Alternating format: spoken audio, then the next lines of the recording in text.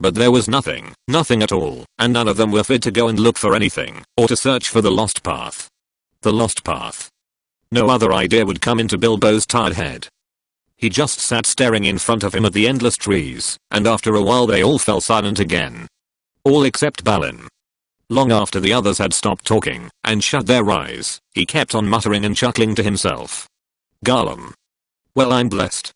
So that's how he sneaked past me, is it? Now I know. Just crept quietly along, did you, Mr. Baggins? Buttons all over the doorstep.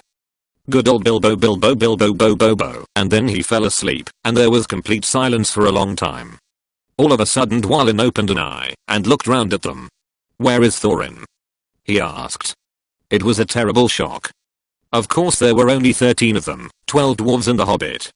Where indeed was Thorin? They wondered what evil fate had befallen him, magic or dark monsters, and shuddered as they lay, lost in the forest. There they dropped off one by one into uncomfortable sleep full of horrible dreams, as evening wore to black night, and there we must leave them for the present, too sick and weary to set guards, or take turns watching. Thorin had been caught much faster than they had. You remember Bilbo falling like a log into sleep, as he stepped into a circle of light. The next time it had been Thorin who stepped forward, and as the lights went out he fell like a stone enchanted. All the noise of the dwarves lost in the night, their cries as the spiders caught them and bound them, and all the sounds of the battle next day, had passed over him unheard. Then the wood elves had come to him, and bound him, and carried him away. The feasting people were wood elves, of course. These are not wicked folk. If they have a fault it is distrust of strangers.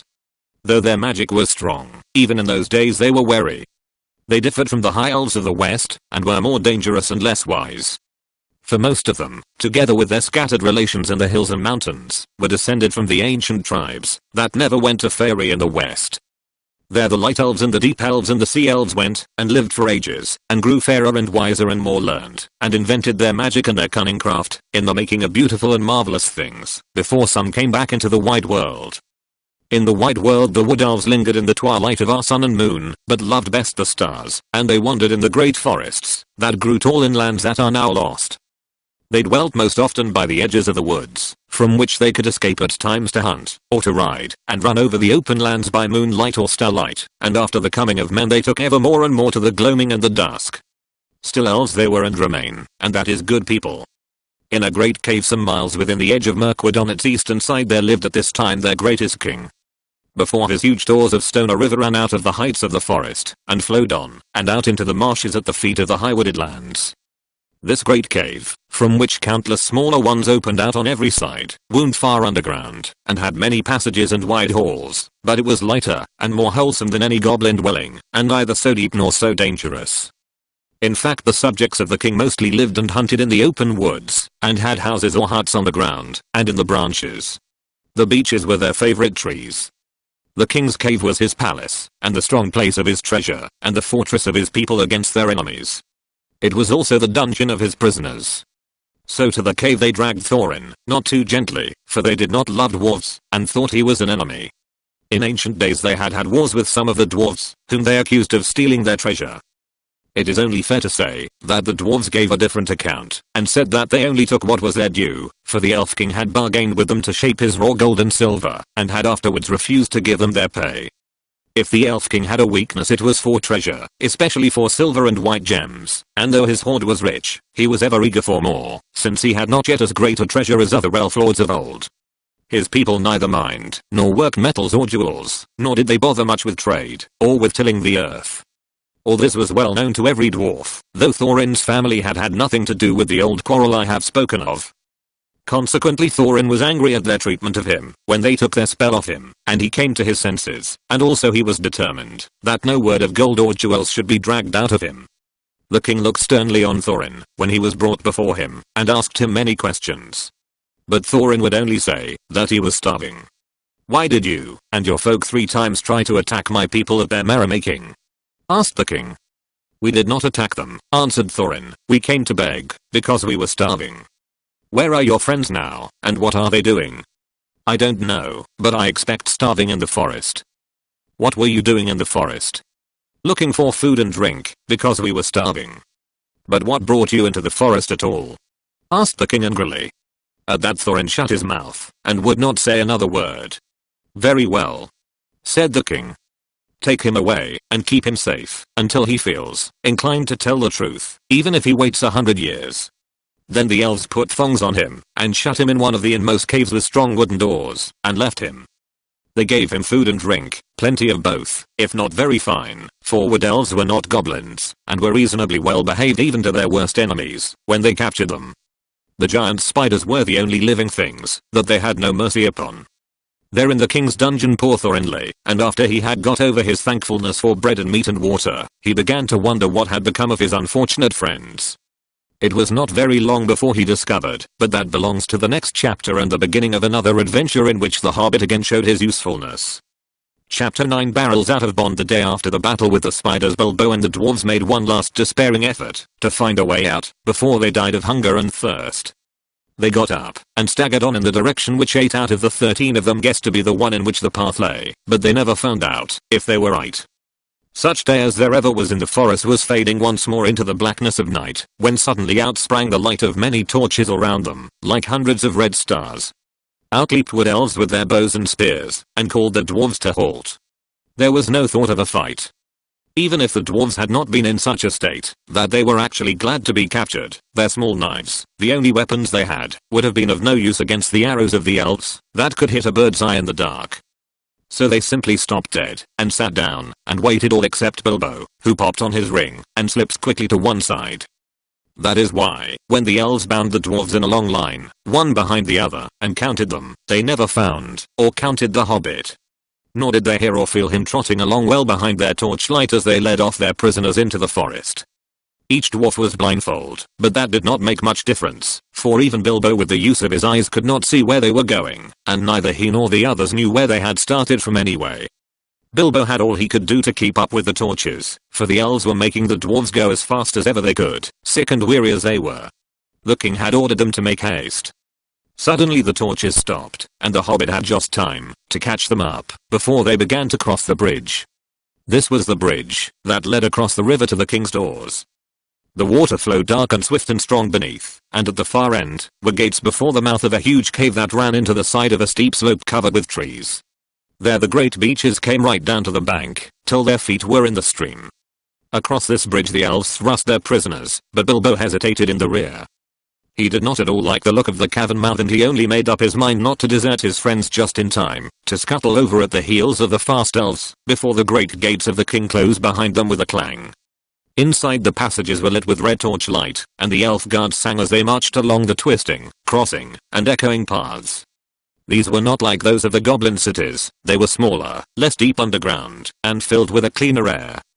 In a great hall with pillars, hewn out of the living stone, sat the elvenking on a chair of carven wood. On his head was a crown of berries and red leaves, for the autumn was come again. In the spring he wore a crown of woodland flowers. In his hand he held a carven staff of oak. The prisoners were brought before him, and though he looked grimly at them, he told his men to unbind them, for they were ragged and weary. "Besides, they need no ropes in here," said he. "There is no escape from my magic doors for those who are once brought inside." Long and searchingly he questioned the dwarves about their doings, and where they were going to, and where they were coming from, but he got little more news out of them than out of Thorin. They were surly and angry, and did not even pretend to be polite. "What have we done, O king?" said Balin, who was the eldest left. "Is it a crime to be lost in the forest, to be hungry and thirsty, to be trapped by spiders? Are the spiders your tame beasts or your pets, if killing them makes you angry?" Such a question of course made the king angrier than ever, and he answered, "It is a crime to wander in my realm without leave. Do you forget that you were in my kingdom, using the road that my people made?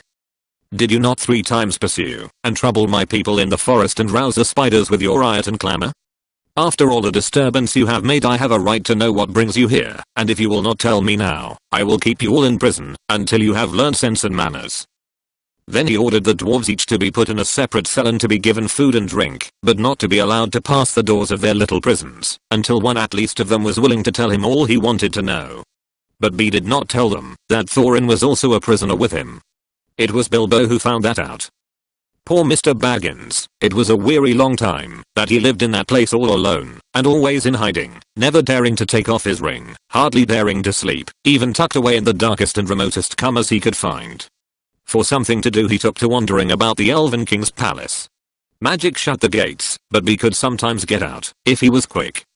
Companies of the Wood Elves, sometimes with the king at their head, would from time to time ride out to hunt, or to other business in the woods, and in the lands to the east. Then if Bilbo was very nimble, he could slip out just behind them, though it was a dangerous thing to do. More than once he was nearly caught in the doors, as they clashed together, when the last elf passed, yet he did not dare to march among them, because of his shadow, altogether thin and wobbly as it was in torchlight, or for fear of being bumped into and discovered. And when he did go out, which was not very often, he did no good. He did not wish to desert the dwarves, and indeed he did not know where in the world to go without them. He could not keep up with the hunting elves all the time they were out, so he never discovered the ways out of the wood, and was left to wander miserably in the forest, terrified of losing himself, until a chance came of returning. He was hungry too outside, for he was no hunter, but inside the caves he could pick up a living of some sort, by stealing food from store or table when no one was at hand. I'm like a burglar that can't get away, but must go on miserably burgling the same house day after day, he thought. This is the dreariest and dullest part of all this wretched, tiresome, uncomfortable adventure. I wish I was back in my hobbit hole by my own warm fireside with the lamp shining. He often wished too, that he could get a message for help sent to the wizard, but that of course was quite impossible, and he soon realized that, if anything was to be done, it would have to be done by Mr. Baggins, alone and unaided. Eventually, after a week or two of this sneaking sort of life, by watching and following the guards, and taking what chances he could, he managed to find out where each dwarf was kept. He found all their 12 cells in different parts of the palace, and after a time he got to know his way about very well. What was his surprise one day, to overhear some of the guards talking, and to learn that there was another dwarf in prison too, in a specially deep dark place. He guessed at once, of course, that was Thorin, and after a while he found that his guess was right. At last, after many difficulties, he managed to find the place when no one was about, and to have a word with the chief of the dwarves. Thorin was too wretched to be angry any longer at his misfortunes, and was even beginning to think of telling the king all about his treasure and his quest, which shows how low-spirited he had become, when he heard Bilbo's little voice at his keyhole. He could hardly believe his ears. Soon, however, he made up his mind that he could not be mistaken, and he came to the door, and had a long whispered talk with the hobbit on the other side. So it was that Bilbo was able to take secretly Thorin's message to each of the other imprisoned dwarves, telling them that Thorin their chief was also in prison close at hand, and that no one was to reveal their errand to the long, not yet, not before Thorin gave the word. For Thorin had taken heart again hearing how the hobbit had rescued his companions from the spiders, and was determined once more not to ransom himself with promises to the king of a share in the treasure, until all hope of escaping in any other way had disappeared, until in fact the remarkable Mr. Invisible Baggins, of whom he began to have a very high opinion indeed, had altogether failed to think of something clever. The other dwarves quite agreed, when they got the message. They all thought their own shares in the treasure, which they quite regarded as theirs, in spite of their plight and the still unconquered dragon, would suffer seriously if the Wood Elves claimed part of it, and they all trusted Bilbo. Just what Gandalf had said would happen, you see. Perhaps that war part of his reason for going off and leaving them. Bilbo, however, did not feel nearly so hopeful as they did. He did not like being depended on by everyone, and he wished he had the wizard at hand. But that was no use, probably all the dark distance of Mirkwood lay between them. He sat and thought, until his head nearly burst, but no bright idea would come. One invisible ring was a very fine thing, but it was not much good among 14. But of course, as you have guessed, he did rescue his friends in the end, and this is how it happened. One day, nosing and wandering about, Bilbo discovered a very interesting thing. The great gates were not the only entrance to the caves. A stream flowed under part of the lowest regions of the palace, and joined the forest river some way further to the east, beyond the steep slope out of which the main mouth opened. Where this underground watercourse came forth from the hillside there was a water gate. There the rocky roof came down close to the surface of the stream, and from it a portcullis could be dropped right to the bed of the river, to prevent anyone coming in, or out that way. But the portcullis was often open, for a good deal of traffic went out and in by the water gate. If anyone had come in that way, he would have found himself in a dark rough tunnel leading deep into the heart of the hill, but at one point where it passed under the caves the roof had been cut away, and covered with great oaken trapdoors. These opened upwards into the king's cellars. There stood barrels, and barrels, and barrels, for the wood elves, and especially their king, were very fond of wine, though no vines grew in those parts.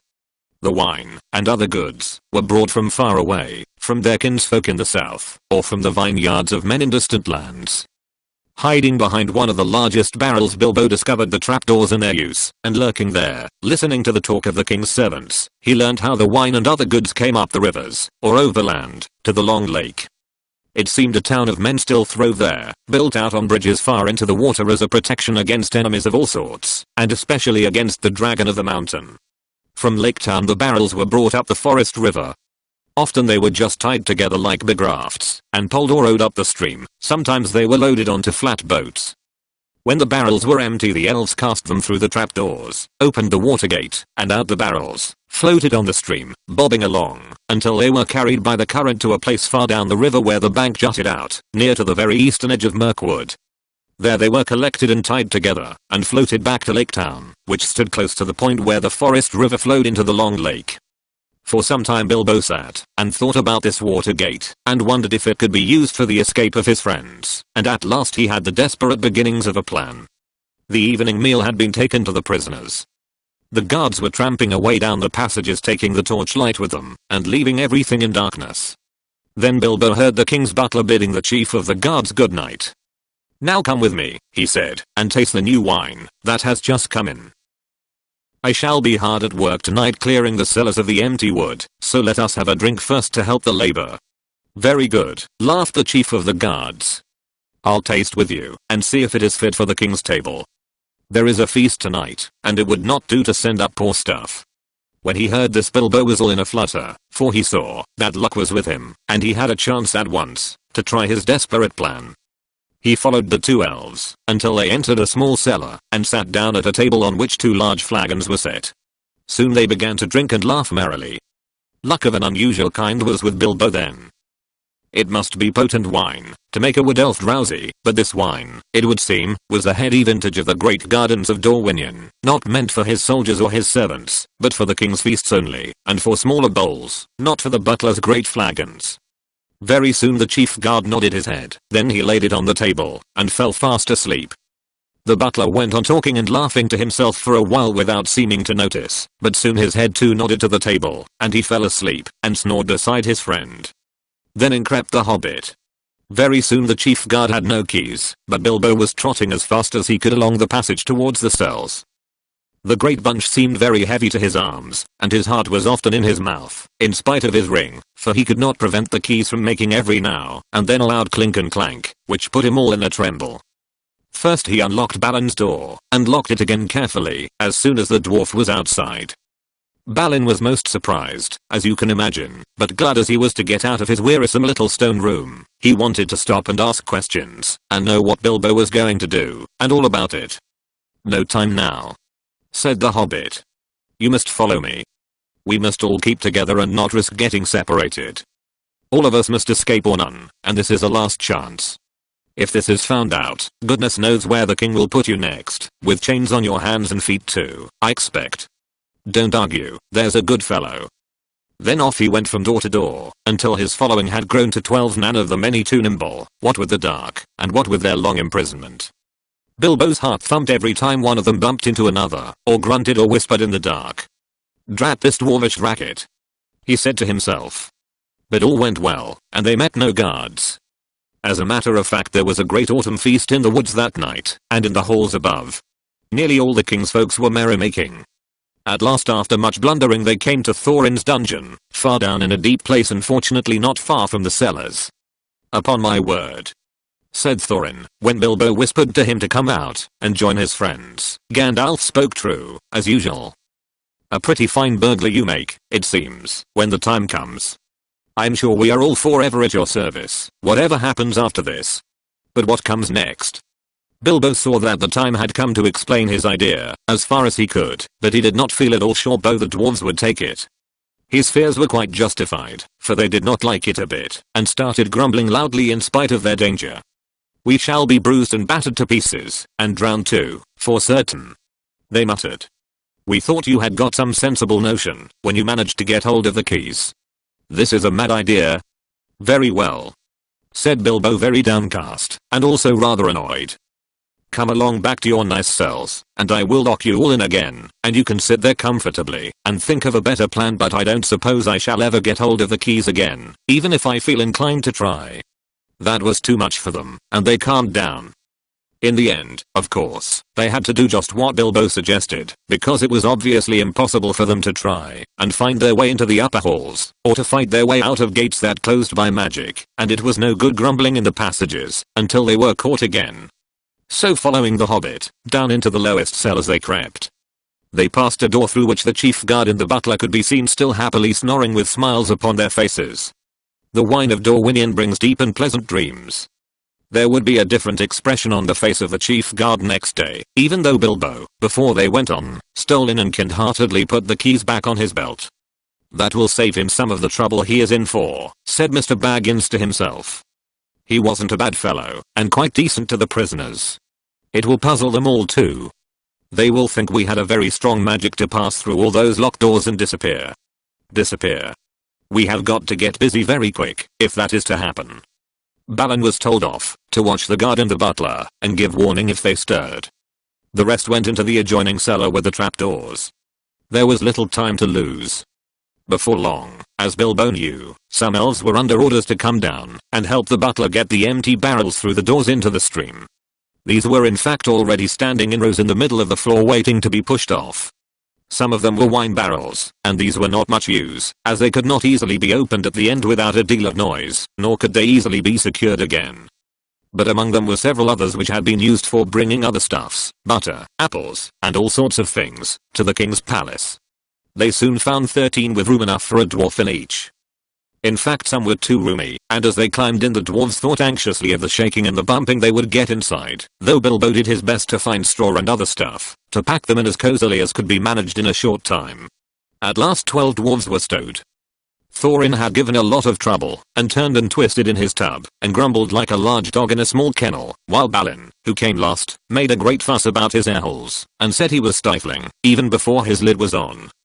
Bilbo had done what he could to close holes in the sides of the barrels, and to fix on all the lids as safely as could be managed, and now he was left alone again, running round putting the finishing touches to the packing, and hoping against hope, that his plan would come off. It had not been a bit too soon. Only a minute or two after Balin's lid had been fitted on there came the sound of voices and the flicker of lights. A number of elves came laughing and talking into the cellars and singing snatches of song. They had left a merry feast in one of the halls, and were bent on returning, as soon as they could. "Where's old Galion, the butler?" said one. "I haven't seen him at the tables tonight. He ought to be here now, to show us what is to be done." "I shall be angry, if the old slow coach is late," said another. "I have no wish, to waste time down here, while the song is up." "Ha ha!" came a cry. "Here's the old villain with his head on a jug. He's been having a little feast all to himself, and his friend the captain." "Shake him. Wake him," shouted the others impatiently. Galen was not at all pleased at being shaken or wakened, and still less at being laughed at. "You're all late," he grumbled. "Here am I waiting and waiting down here, while you fellows drink, and make merry, and forget your tasks. Small wonder if I fall asleep from weariness." "Small wonder," said they, "when the explanation stands close at hand in a jug. Come give us a taste of your sleeping draught, before we fall to. No need to wake the turnkey yonder. He has had his share by the looks of it." Then they drank once round, and became mighty merry all of a sudden. But they did not quite lose their wits. "Save us, Galion!" cried some. "You began your feasting early, and muddled your wits. You have stacked some full casks here instead of the empty ones, if there is anything in wait. Get on with the work," growled the butler. "There is nothing in the feeling of weight in an idle tosspot's arms. These are the ones to go and no others. Do as I say." Very well, they answered, rolling the barrels to the opening. "On your head be it, if the king's full butter tubs and his best wine is pushed into the river for the lake men to feast on for nothing. Roll, roll, roll, roll, roll, roll, rolling down the hole I heave ho. Splash plump. Down they go, down they bump." So they sang as first one barrel, and then another rumbled to the dark opening, and was pushed over into the cold water some feet below. Some were barrels really empty, some were tubs neatly packed with a dwarf each, but down they all went, one after another, with many a clash and a bump, thudding on top of ones below, smacking into the water, jostling against the walls of the tunnel, knocking into one another, and bobbing away down the current. It was just at this moment that Bilbo suddenly discovered the weak point in his plan. Most likely you saw it some time ago, and have been laughing at him, but I don't suppose you would have done half as well yourselves in his place. Of course he was not in a barrel himself, nor was there anyone to pack him in, even if there had been a chance. It looked as if he would certainly lose his friends this time. Nearly all of them had already disappeared through the dark trapdoor, and get utterly left behind, and have to stay lurking as a permanent burglar in the elf caves forever. For even if he could have escaped through the upper gates at once, he had precious small chance of ever finding the dwarves again. He did not know the way by land to the place where the barrels were collected. He wondered what on earth would happen to them without him, for he had not had time to tell the dwarves all that he had learned, or what he had meant to do, once they were out of the wood. While all these thoughts were passing through his mind, the elves being very merry began to sing a song round the river door. Some had already gone to haul on the ropes which pulled up the portcullis at the water gate so as to let out the barrels, as soon as they were all afloat below. Down the swift dark stream you go back to lands you once did know. Leave the halls and caverns deep, leave the northern mountains steep, where the forest wide and dim stoops in shadow grey and grim. Float beyond the world of trees out into the whispering breeze, past the rushes, past the reeds, past the marshes waving weeds, through the mist that riseth white up from mere and pool at night. Follow, follow stars that leap up the heavens cold and steep, turn when dawn comes over land, over rapid, over sand, south away, and south away. Seek the sunlight and the day, back to pasture, back to mead, where the kine and oxen feed. Back to gardens on the hills where the berry swells and fills under sunlight, under day. South away, and south away. Down the swift dark stream you go back to lands you once did know. Now the very last barrel was being rolled to the doors. In despair and not knowing what else to do, poor little Bilbo caught hold of it, and was pushed over the edge with it. Down into the water he fell, splash, into the cold dark water with the barrel on top of him. He came up again spluttering and clinging to the wood like a rat, but for all his efforts he could not scramble on top. Every time he tried, the barrel rolled round, and ducked him under again. It was really empty, and floated light as a cork. Though his ears were full of water, he could hear the elves still singing in the cellar above. Then suddenly the trapdoors fell to with a boom and their voices faded away. He was in the dark tunnel, floating in icy water, all alone, for you cannot count friends that are all packed up in barrels. Very soon a grey patch came up in the darkness ahead. He heard the creak of the water gate being hauled up, and he found that he was in the midst of a bobbing and bumping mass of casks and tubs all pressing together to pass under the arch and get out into the open stream. He had as much as he could do to prevent himself from being hustled and battered to bits, but at last the jostling crowd began to break up and swing off, one by one, under the stone arch and away. Then he saw that it would have been no good, even if he had managed to get astride his barrel, for there was no room to spare, not even for a hobbit, between its top and the suddenly stooping roof, where the gate was. Out they went under the overhanging branches of the trees on either bank. Bilbo wondered what the dwarves were feeling, and whether a lot of water was getting into their tubs. Some of those that bobbed along by him in the gloom seemed pretty low in the water, and he guessed that these had dwarves inside. I do hope I put the lids on tight enough, he thought, but before long he was worrying too much about himself to remember the dwarves. He managed to keep his head above the water, but he was shivering with the cold, and he wondered if he would die of it before the luck turned, and how much longer he would be able to hang on, and whether he should risk the chance of letting go and trying to swim to the bank. The luck turned alright before long. The eddying current carried several barrels close ashore at one point, and there for a while they stuck against some hidden root. Then Bilbo took the opportunity of scrambling up the side of his barrel, while it was held steady against another. Up he crawled like a drowned rat, and lay on the top spread out, to keep the balance as best he could. The breeze was cold but better than the water, and he hoped he would not suddenly roll off again, when they started off once more. Before long the barrels broke free again, and turned and twisted off down the stream, and out into the main current. Then he found it quite as difficult to stick on as he had feared, but he managed it somehow, though it was miserably uncomfortable. Luckily he was very light, and the barrel was a good big one, and being rather leaky had now shipped a small amount of water. All the same it was like trying to ride, without bridle or stirrups, a round-bellied pony that was always thinking of rolling on the grass. In this way at last Mr. Baggins came to a place where the trees on either hand grew thinner. He could see the pale sky between them. The dark river opened suddenly wide, and there it was joined to the main water of the forest river flowing down in haste from the king's great doors. There was a dim sheet of water no longer overshadowed, and on its sliding surface there were dancing and broken reflections of clouds and of stars. Then the hurrying water of the forest river swept all the company of casks and tubs away to the north bank, in which it had eaten out a wide bay. This had a shingly shore under hanging banks, and was walled at the eastern end by a little jutting cape of hard rock. On the shallow shore most of the barrels ran aground, though a few went on to bump against the stony pier. There were people on the lookout on the banks. They quickly poled and pushed all the barrels together into the shallows, and when they had counted them, they roped them together, and left them till the morning. Poor dwarves. Bilbo was not so badly off now. He slipped from his barrel and waded ashore, and then sneaked along to some huts that he could see near the water's edge.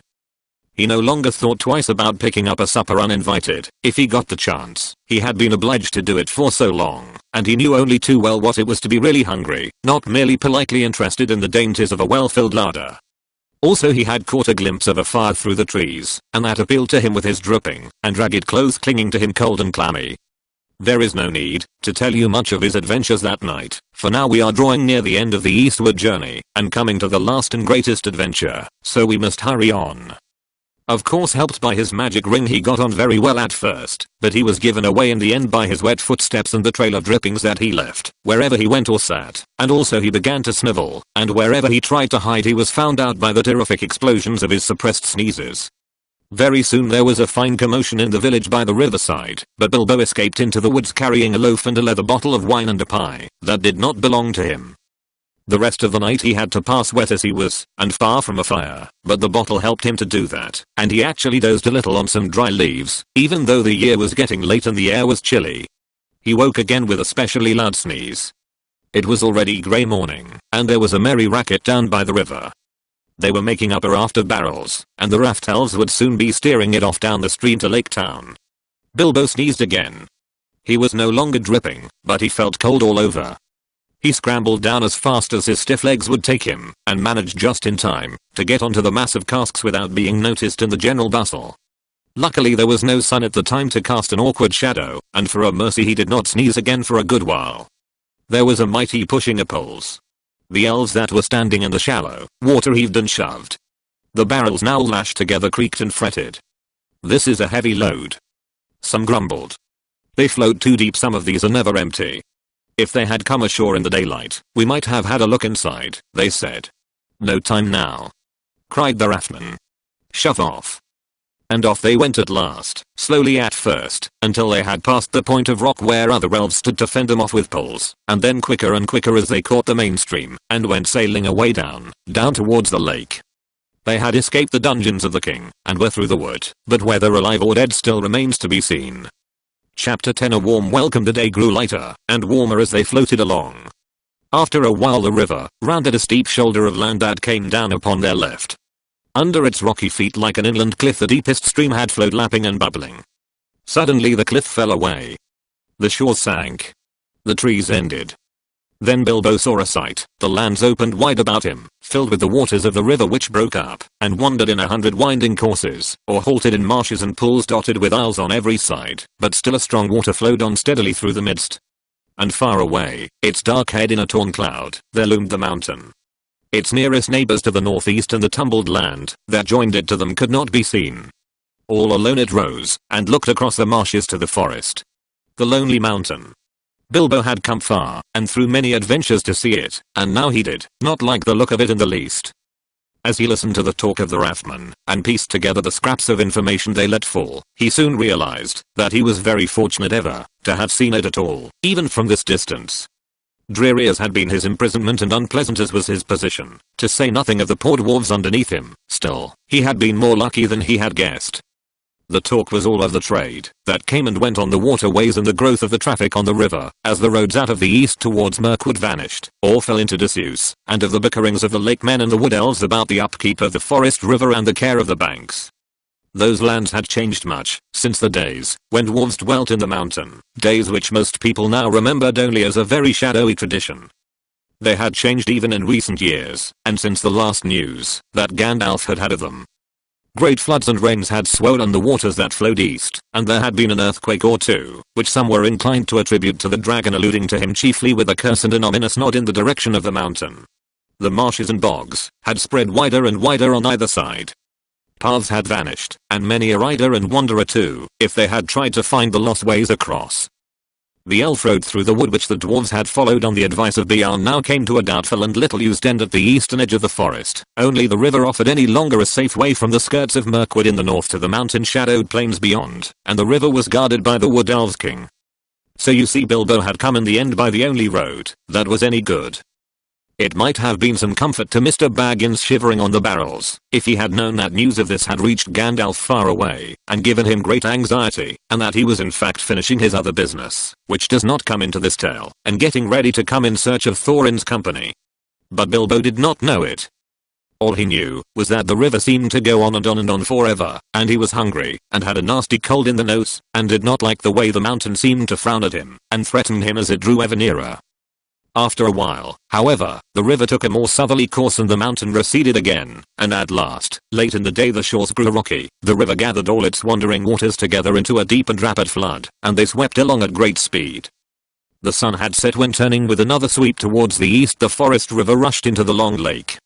There it had a wide mouth with stony cliff-like gates at either side, whose feet were piled with shingles. The long lake. Bilbo had never imagined that any water that was not the sea could look so big.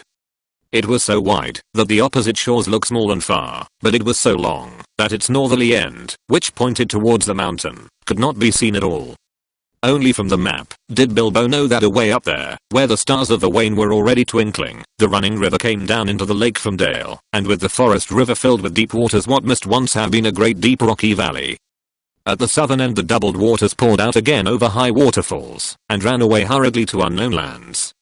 In the still evening air the noise of the falls could be heard like a distant roar. Not far from the mouth of the forest river was the strange town he heard the elves speak of in the king's cellars. It was not built on the shore, though there were a few huts and buildings there, but right out on the surface of the lake, protected from the swirl of the entering river by a promontory of rock which formed a calm bay. A great bridge made of wood ran out to where on huge piles made of forest trees was built a busy wooden town, not a town of elves but of men, who still dared to dwell here under the shadow of the distant Dragon Mountain. They still throve on the trade that came up the great river from the south, and was carted past the falls to their town, but in the great days of old, when Dale in the north was rich and prosperous, they had been wealthy and powerful, and there had been fleets of boats on the waters, and some were filled with gold and some with warriors in armor, and there had been wars and deeds which were now only a legend. The rotting piles of a greater town could still be seen along the shores, when the water sank in a drought. But men remembered little of all that, though some still sang old songs of the dwarf kings of the mountain, Thrur and Thrain of the race of Durin, and of the coming of the dragon, and the fall of the lords of Dale. Some sang too, that Thrur and Thrain would come back one day and gold would flow in rivers through the mountain gates, and all that land would be filled with new song and new laughter. But this pleasant legend did not much affect their daily business. As soon as the raft of barrels came in sight, boats rowed out from the piles of the town, and voices hailed the raft steerers. Then ropes were cast, and oars were pulled, and soon the raft was drawn out of the current of the forest river and towed away round the high shoulder of rock into the little bay of Lake Town. There it was moored not far from the shoreward head of the great bridge. Soon men would come up from the south, and take some of the casks away, and others they would fill with goods they had brought to be taken back up the stream to the Wood Elves' home. In the meanwhile the barrels were left afloat, while the elves of the raft and the boatmen went to feast in Lake Town. They would have been surprised if they could have seen what happened down by the shore, after they had gone, and the shades of night had fallen. First of all a barrel was cut loose by Bilbo, and pushed to the shore and opened. Groans came from inside, and out crept a most unhappy dwarf. Wet straw was in his draggled beard, he was so sore and stiff, so bruised and buffeted he could hardly stand or stumble through the shallow water, to lie groaning on the shore. He had a famished and a savage look, like a dog that has been chained and forgotten in a kennel for a week. It was Thorin, but you could only have told it by his golden chain, and by the color of his now dirty and tattered sky blue hood with its tarnished silver tassel. It was some time before he would be even polite to the hobbit. "Well, are you alive, or are you dead?" asked Bilbo quite crossly. Perhaps he had forgotten that he had had at least one good meal more than the dwarves, and also the use of his arms and legs, not to speak of a greater allowance of air. "Are you still in prison, or are you free?" If you want food, and if you want to go on with this silly adventure, it's yours after all, and not mine. You had better slap your arms and rub your legs, and try and help me get the others out, while there is a chance. Thorin of course saw the sense of this, so after a few more groans he got up, and helped the hobbit as well as he could. In the darkness, floundering in the cold water, they had a difficult and very nasty job finding which were the right barrels. Knocking outside and calling, only discovered about 6 dwarves that could answer. They were unpacked, and helped ashore where they sat, all muttering and moaning. They were so soaked and bruised and cramped, that they could hardly yet realize their release, or be properly thankful for it. Dwalin and Balin were 2 of the most unhappy, and it was no good asking them to help. Bifur and Boffer were less knocked about and drier, but they lay down, and would do nothing. Fili and Kili, however, who were young, 4 dwarfs, and had also been packed more neatly with plenty of straw into smaller casks, came out more or less smiling, with only a bruise or 2 and a stiffness that soon wore off. "I hope I never smell the smell of apples again," said Fili. "My tub was full of it. To smell apples everlastingly, when you can scarcely move, and are cold and sick with hunger, is maddening. I could eat anything in the wide world now, for hours on end, but not an apple." With the willing help of Fili and Kili, Thorin and Bilbo at last discovered the remainder of the company, and got them out. Poor Fat Bomber was asleep or senseless. Dory, Nori, Ori, Oin and Gloin were waterlogged, and seemed only half alive. They all had to be carried one by one, and laid helpless on the shore. "Well, here we are," said Thorin. "And I suppose we ought to thank our stars and Mr. Baggins. I'm sure he has a right to expect it, though I wish he could have arranged a more comfortable journey. Still, all very much at your service once more, Mr. Baggins. No doubt we shall feel properly grateful when we are fed and recovered. In the meanwhile, what next?" "I suggest Lake Town," said Bilbo. "What else is there?" Nothing else could, of course, be suggested, so leaving the others, Thorin and Fili and Kili and the hobbit went along the shore to the great bridge. There were guards at the head of it, but they were not keeping very careful watch, for it was so long since there had been any real need. Except for occasional squabbles about river tolls, they were friends with the wood elves. Other folk were far away, and some of the younger people in the town openly doubted the existence of any dragon in the mountain, and laughed at the greybeards and gammas who said that they had seen him flying in the sky in their young days. That being so, it is not surprising that the guards were drinking and laughing by a fire in their hut, and did not hear the noise of the unpacking of the dwarves or the footsteps of the 4 scouts. Their astonishment was enormous when Thorin Oakenshield stepped in through the door. "Who are you, and what do you want?" they shouted, leaping to their feet, and jipping for weapons. "Thorin, son of Thrain, son of Throoking under the mountain," said the dwarf in a loud voice, and he looked it, in spite of his torn clothes and draggled hood. The gold gleamed on his neck and waist, his eyes were dark and deep. "I have come back. I wish to see the master of your town." Then there was tremendous excitement. Some of the more foolish ran out of the hut, as if they expected the mountain to go golden in the night and all the waters of the lake to turn yellow right away. The captain of the guard came forward. "And who are these?" he asked, pointing to Fili and Kili and Bilbo. "The sons of my father's daughter," answered Thorin. "Fili and Kili of the race of Durin, and Mr. Baggins, who has traveled with us out of the west. If you come in peace, lay down your arms," said the captain. "We have none," said Thorin, and it was true enough. Their knives had been taken from them by the wood elves, and the great sword Dorcas too. Bilbo had his short sword, hidden as usual, but he said nothing about that. "We have no need of weapons, who return at last to our owners spoken of old. Nor could we fight against so many. Take us to your master." "He is at feast," said the captain. "Then all the more reason for taking us to him," burst in Fili, who was getting impatient at these solemnities. "We are worn and famished after our long road, and we have sick comrades. Now make haste and let us have no more words, or your master may have something to say to you." "Follow me then," said the captain, and with 6 men about them, he led them over the bridge through the gates, and into the marketplace of the town. This was a wide circle of quiet water, surrounded by the tall piles on which were built the greater houses, and by long wooden quays with many steps and ladders going down to the surface of the lake.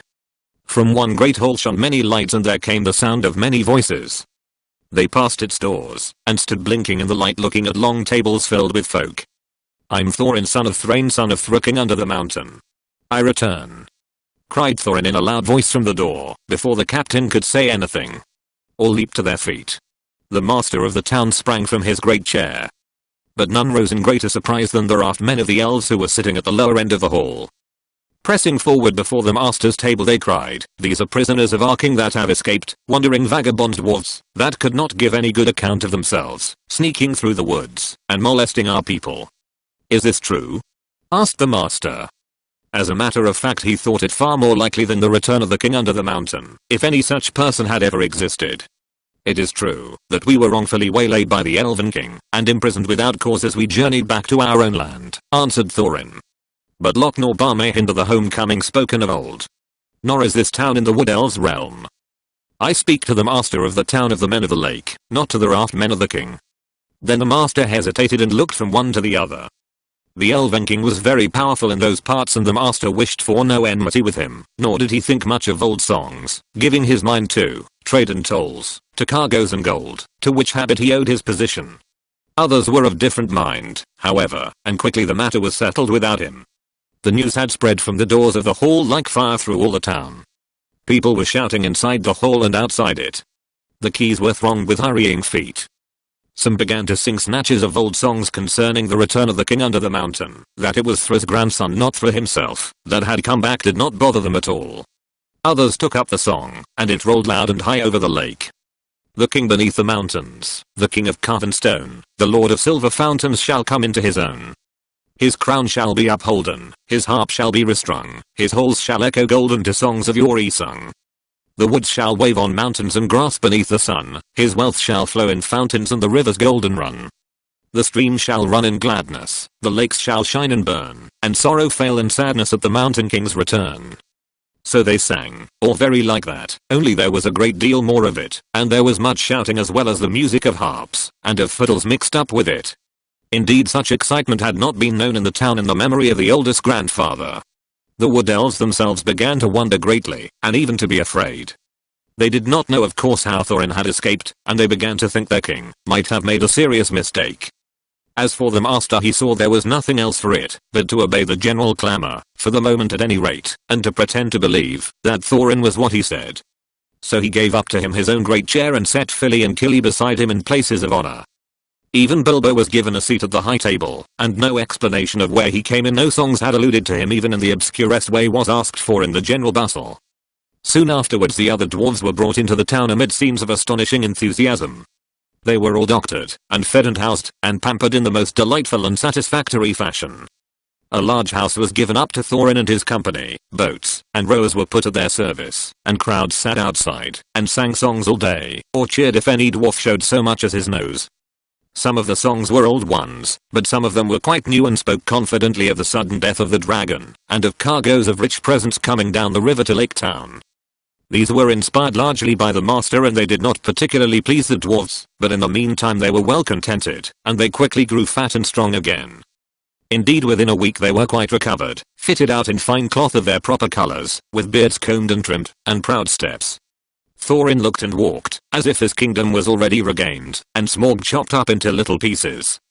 Then, as he had said, the dwarves' good feeling towards the little hobbit grew stronger every day. There were no more groans or grumbles. They drank his health, and they patted him on the back, and they made a great fuss of him, which was just as well, for he was not feeling particularly cheerful. He had not forgotten the look of the mountain, nor the thought of the dragon, and he had besides a shocking cold.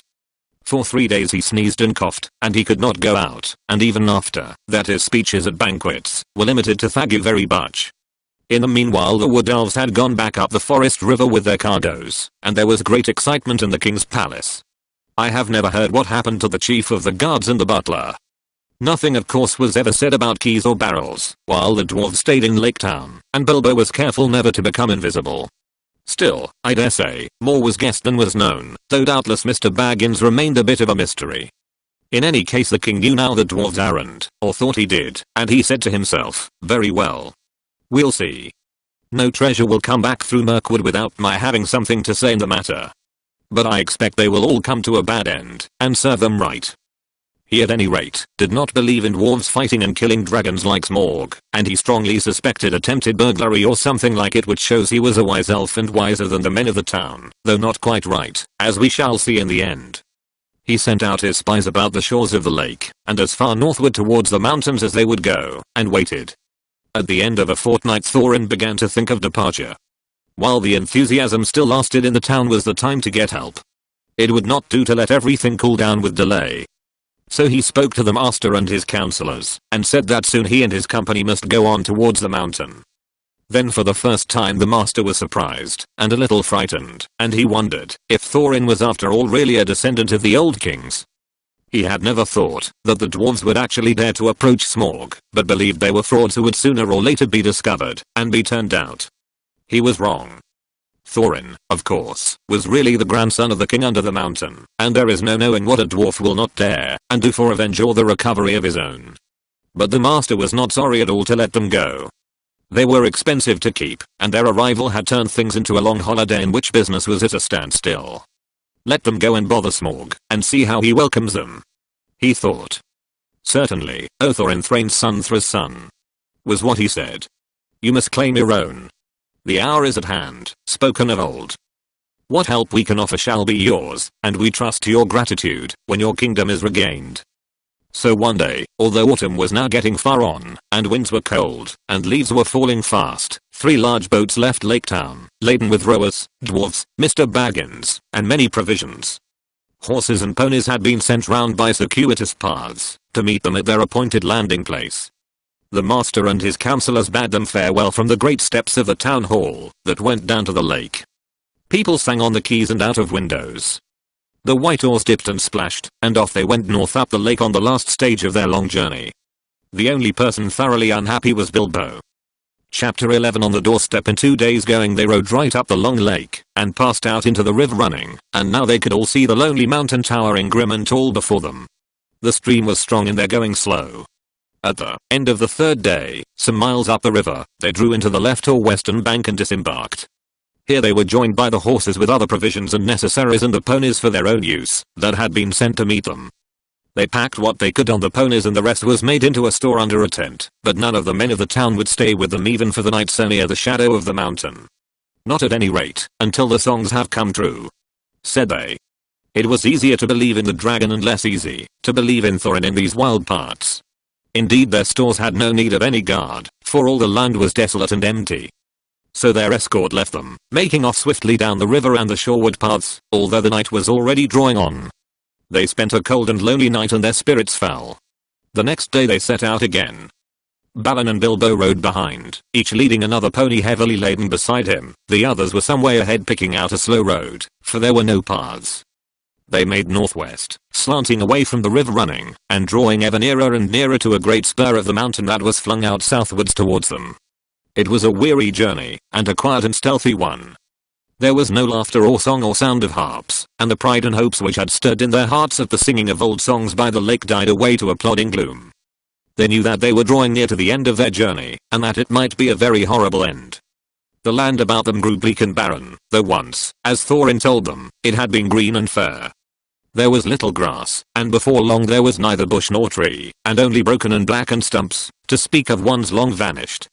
They were come to the desolation of the dragon, and they were come at the waning of the year. They reached the skirts of the mountain all the same without meeting any danger or any sign of the dragon other than the wilderness he had made about his lair.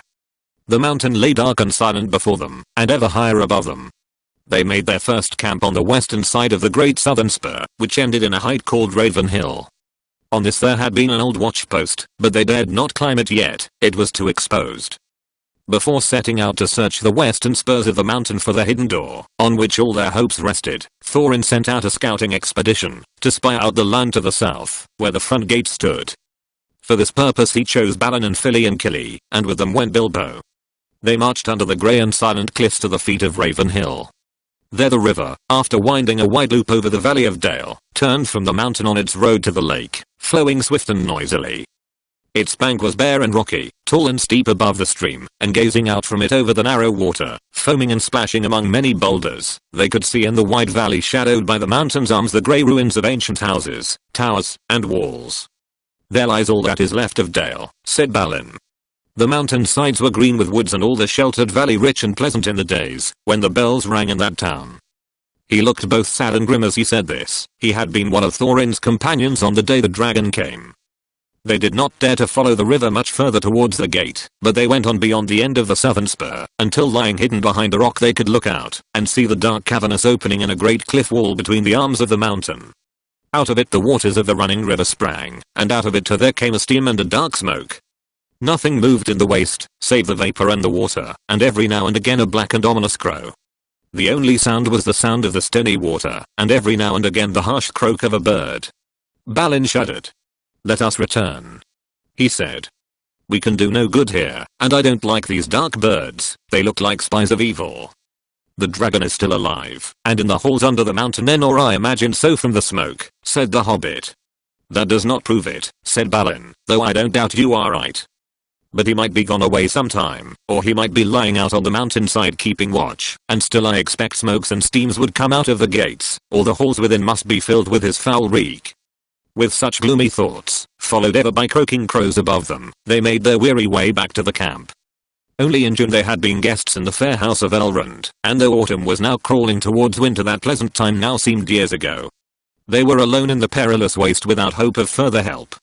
They were at the end of their journey, but as far as ever, it seemed, from the end of their quest. None of them had much spirit left. Now strange to say, Mr. Baggins had more than the others. He would often borrow Thorin's map and gaze at it, pondering over the runes and the message of the moonlit as Elrond had read. It was he that made the dwarves begin the dangerous search on the western slopes for the secret door. They moved their camp then to a long valley, narrower than the Great Dale in the south, where the gates of the river stood, and walled with lower spurs of the mountain. Two of these here thrust forward west from the main mass in long steep-sided ridges, that fell ever downwards towards the plain. On this western side there were fewer signs of the dragon's marauding feet, and there was some grass for their ponies. From this western camp, shadowed all day by cliff and wall until the sun began to sink towards the forest, day by day they toiled in parties searching for paths up the mountainside. If the map was true, somewhere high above the cliff at the valley's head, must stand the secret door. Day by day they came back to their camp without success. But at last unexpectedly they found what they were seeking. Philly and Killy and the hobbit went back one day down the valley, and scrambled among the tumbled rocks at its southern corner. About midday, creeping behind a great stone, that stood alone like a pillar, Bilbo came on what looked like rough steps going upwards. Following these excitedly he and the dwarves found traces of an arrow track, often lost, often rediscovered, that wandered on to the top of the southern ridge, and brought them at last to a still narrower ledge, which turned north across the face of the mountain. Looking down they saw that they were at the top of the cliff at the valley's head, and were gazing down onto their own camp below. Silently, clinging to the rocky wall on their right, they went in single file along the ledge, till the wall opened, and they turned into a little steep-walled bay, grassy floored, still and quiet. Its entrance, which they had found, could not be seen from below, because of the overhang of the cliff, nor from further off, because it was so small, that it looked like a dark crack and no more. It was not a cave, and was open to the sky above, but at its inner end a flat wall rose up that in the lower first part, close to the ground, was as smooth and upright as mason's work, but without a joint or crevice to be seen. No sign was there of post or lintel or threshold, nor any sign of bar or bolt or keyhole, yet they did not doubt that they had found the door at last.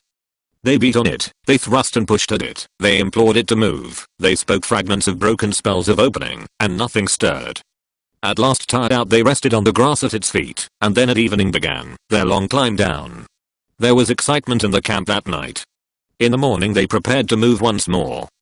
Only Boffer and Bomber were left behind, to guard the ponies and such stores as they had brought with them from the river. The others went down the valley, and up the newly found path, and so to the narrow ledge. Along this they could carry no bundles or packs, so narrow and breathless was it, with a fall of 150 feet beside them onto sharp rocks below, but each of them took a good coil of rope wound tight about his waist, and so at last without mishap they reached the little grassy bay. There they made their third camp, hauling up what they needed from below with their ropes. Down the same way they were able occasionally to lower one of the more active dwarves, such as Killy, to exchange such news as there was, or to take a share in the guard below, while Boffer was hauled up to the higher camp. Bomber would not come up either the rope or the path. "I'm too fat for such fly walks," he said. "I should turn dizzy and tread on my beard, and then you would be 13 again. And the knotted ropes are too slender for my weight." Luckily for him that was not true, as you will see.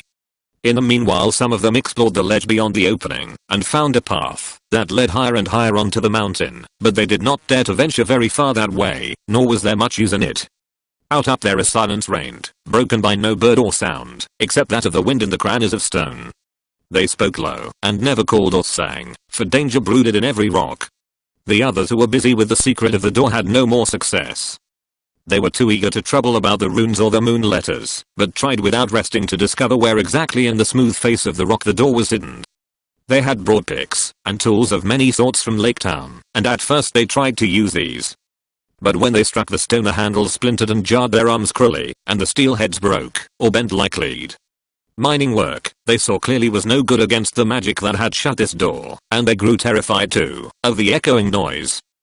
Bilbo found sitting on the doorstep lonesome and wearisome. There was not a doorstep, of course, really, but they used to call the little grassy space between the wall and the opening the doorstep in fun, remembering Bilbo's words long ago at the unexpected party in his hobbit hole, when he said they could sit on the doorstep till they thought of something. And sit and think they did, or wandered aimlessly about, and glummer they became. Their spirits had risen a little at the discovery of the path, but now they sank into their boots, and yet they would not give it up and go away. The hobbit was no longer much brighter than the dwarves.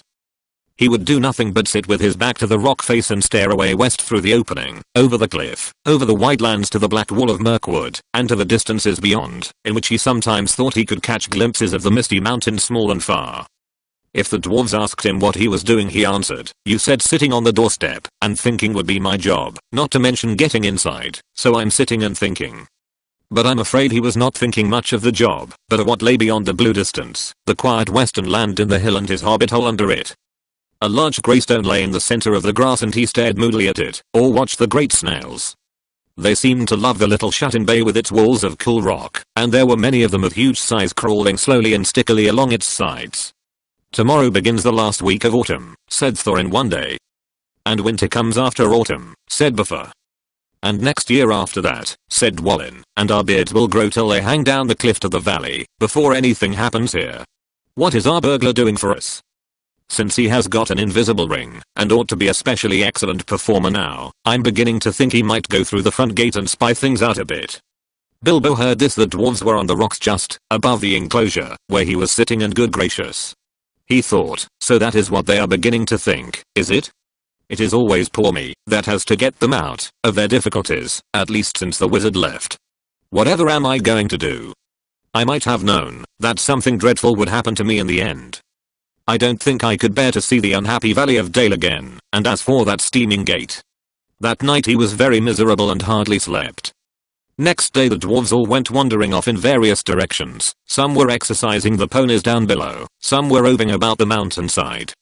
All day Bilbo sat gloomily in the grassy bay gazing at the stone, or out west through the narrow opening. He had a queer feeling that he was waiting for something. Perhaps the wizard will suddenly come back today, he thought. If he lifted his head he could see a glimpse of the distant forest. As the sun turned west there was a gleam of yellow upon its far roof, as if the light caught the last pale leaves. Soon he saw the orange ball of the sun sinking towards the level of his eyes. He went to the opening, and there, pale and faint, was a thin new moon above the rim of earth. At that very moment he heard a sharp crack behind him. There on the grey stone in the grass was an enormous thrush, nearly coal black, its pale yellow breast freckled dark spots. Crack. It had caught a snail, and was knocking it on the stone. Crack. Crack. Suddenly Bilbo understood. Forgetting all danger he stood on the ledge, and hailed the dwarves, shouting and paying. Those that were nearest came tumbling over the rocks and as fast as they could along the ledge to him, wondering what on earth was the matter. The others shouted to be hauled up the ropes, except Bomber, of course, he was asleep. Quickly Bilbo explained. They all fell silent, the hobbit standing by the grey stone, and the dwarves with wagging beards watching impatiently. The sun sank lower and lower, and their hopes fell. It sank into a belt of reddened cloud and disappeared. The dwarves groaned, but still Bilbo stood almost without moving. The little moon was dipping to the horizon. Evening was coming on. Then suddenly, when their hope was lowest, a red ray of the sun escaped like a finger through a rent in the cloud. A gleam of light came straight through the opening into the bay, and fell on the smooth rock face. The old thrush, who had been watching from a high perch with beady eyes and head cocked on one side, gave a sudden trill. There was a loud attack. A flake of rock split from the wall and fell. A hole appeared suddenly about 3 feet from the ground. Quickly, trembling lest the chance should fade, the dwarves rushed to the rock and pushed in vain. "The key! The key!" cried Bilbo. "Where is Thorin?" Thorin hurried up. "The key!" shouted Bilbo. "The key that went with the map. Try it now, while there is still time." Then Thorin stepped up and drew the key on its chain from round his neck. He put it to the hole. It fitted and it turned. Snap. The gleam went out, the sun sank, the moon was gone, and evening sprang into the sky. Now they all pushed together, and slowly a part of the rock wall gave way. Long straight cracks appeared and widened. A door 5 feet high and 3 broad was outlined, and slowly without a sound swung inwards. It seemed as if darkness flowed out like a vapor from the hole in the mountainside, and deep darkness in which nothing could be seen, lay before their eyes, mouth leading in and down. Chapter 12 Inside information. For a long time the dwarves stood in the dark before the door and debated, until at last Thorin spoke. Now is the time for our esteemed Mr. Baggins, who has proved himself a good companion on our long road, and a hobbit full of courage and resource far exceeding his size, and if I may say so possessed of good luck far exceeding the usual allowance. Now is the time for him to perform the service for which he was included in our company. Now is the time for him to earn his reward. You are familiar with Thorin's style on important occasions, so I will not give you any more of it, though he went on a good deal longer than this. It certainly was an important occasion, but Bilbo felt impatient. By now he was quite familiar with Thorin too, and he knew what B was driving at. If you mean you think it is my job to go into the secret passage first, O Thorin Thrain's son Oakenshield, may your beard grow ever longer, he said crossly, say so at once and have done. I might refuse. I have got you out of 2 messes already, which were hardly in the original bargain, so that I am, I think, already owed some reward. But 3rd time pays for all, as my father used to say, and somehow I don't think I shall refuse. Perhaps I have begun to trust my luck more than I used to in the old days. He meant last spring, before he left his own house, but it seemed centuries ago. But anyway, I think I will go and have a peep at once, and get it over. Now who is coming with me? He did not expect a chorus of volunteers, so he was not disappointed. Philly and Killy looked uncomfortable, and stood on one leg, but the others made no pretense of offering, except old Balin the lookout man, who was rather fond of the Hobbit. He said he would come inside at least, and perhaps a bit of the way too, really to call for help if necessary. The most that can be said for the dwarves is this: they intended to pay Bilbo really handsomely for his services. They had brought him to do a nasty job for them, and they did not mind the poor little fellow doing it if he would, but they would all have done their best to get him out of trouble, if he got into it, as they did in the case of the trolls at the beginning of their adventures, before they had any particular reasons for being grateful to him. There it is. Dwarves are not heroes, but calculating folk with a great idea of the value of money. Some are tricky and treacherous and pretty bad lots. Some are not, but are decent enough people like Thorin and company, if you don't expect too much. The stars were coming out behind him in a pale sky, barred with black, when the hobbit crept through the enchanted door, and stole into the mountain. It was far easier going than he expected. This was no goblin entrance, or rough wood elves cave. It was a passage made by dwarves, at the height of their wealth and skill, straight as a ruler, smooth-floored and smooth-sided, going with a gentle never-varying slope direct to some distant end in the blackness below. After a while Balin bade Bilbo good luck, and stopped where he could still see the faint outline of the door, and by a trick of the echoes of the tunnel hear the rustle of the whispering voices of the others just outside. Then the hobbit slipped on his ring, and warned by the echoes to take more than hobbits care to make no sound, he crept noiselessly down into the dark. He was trembling with fear, but his little face was set and grim. Already he was a very different hobbit from the one that had run out without a pocket handkerchief from Bag End long ago. He had not had a pocket handkerchief for ages. He loosened his dagger in its sheath, tightened his belt, and went on. Now you are in for it at last, Bilbo Baggins, he said to himself. You went and put your foot right in it that night of the party, and now you have got to pull it out, and pay for it. Dear me, what a fool I was and am, said the least tookish part of him. I have absolutely no use for dragon-guarded treasures, and the whole lot could stay here forever, if only I could wake up, and find this beastly tunnel was my own front hall at home. He did not wake up of course, but went still on and on, till all sign of the door behind had faded away. He was altogether alone. Soon he thought it was beginning to feel warm. Is that a kind of a glow I seem to see coming right ahead down there? He thought. It was. As he went forward it grew and grew, till there was no doubt about it. It was a red light steadily getting redder and redder.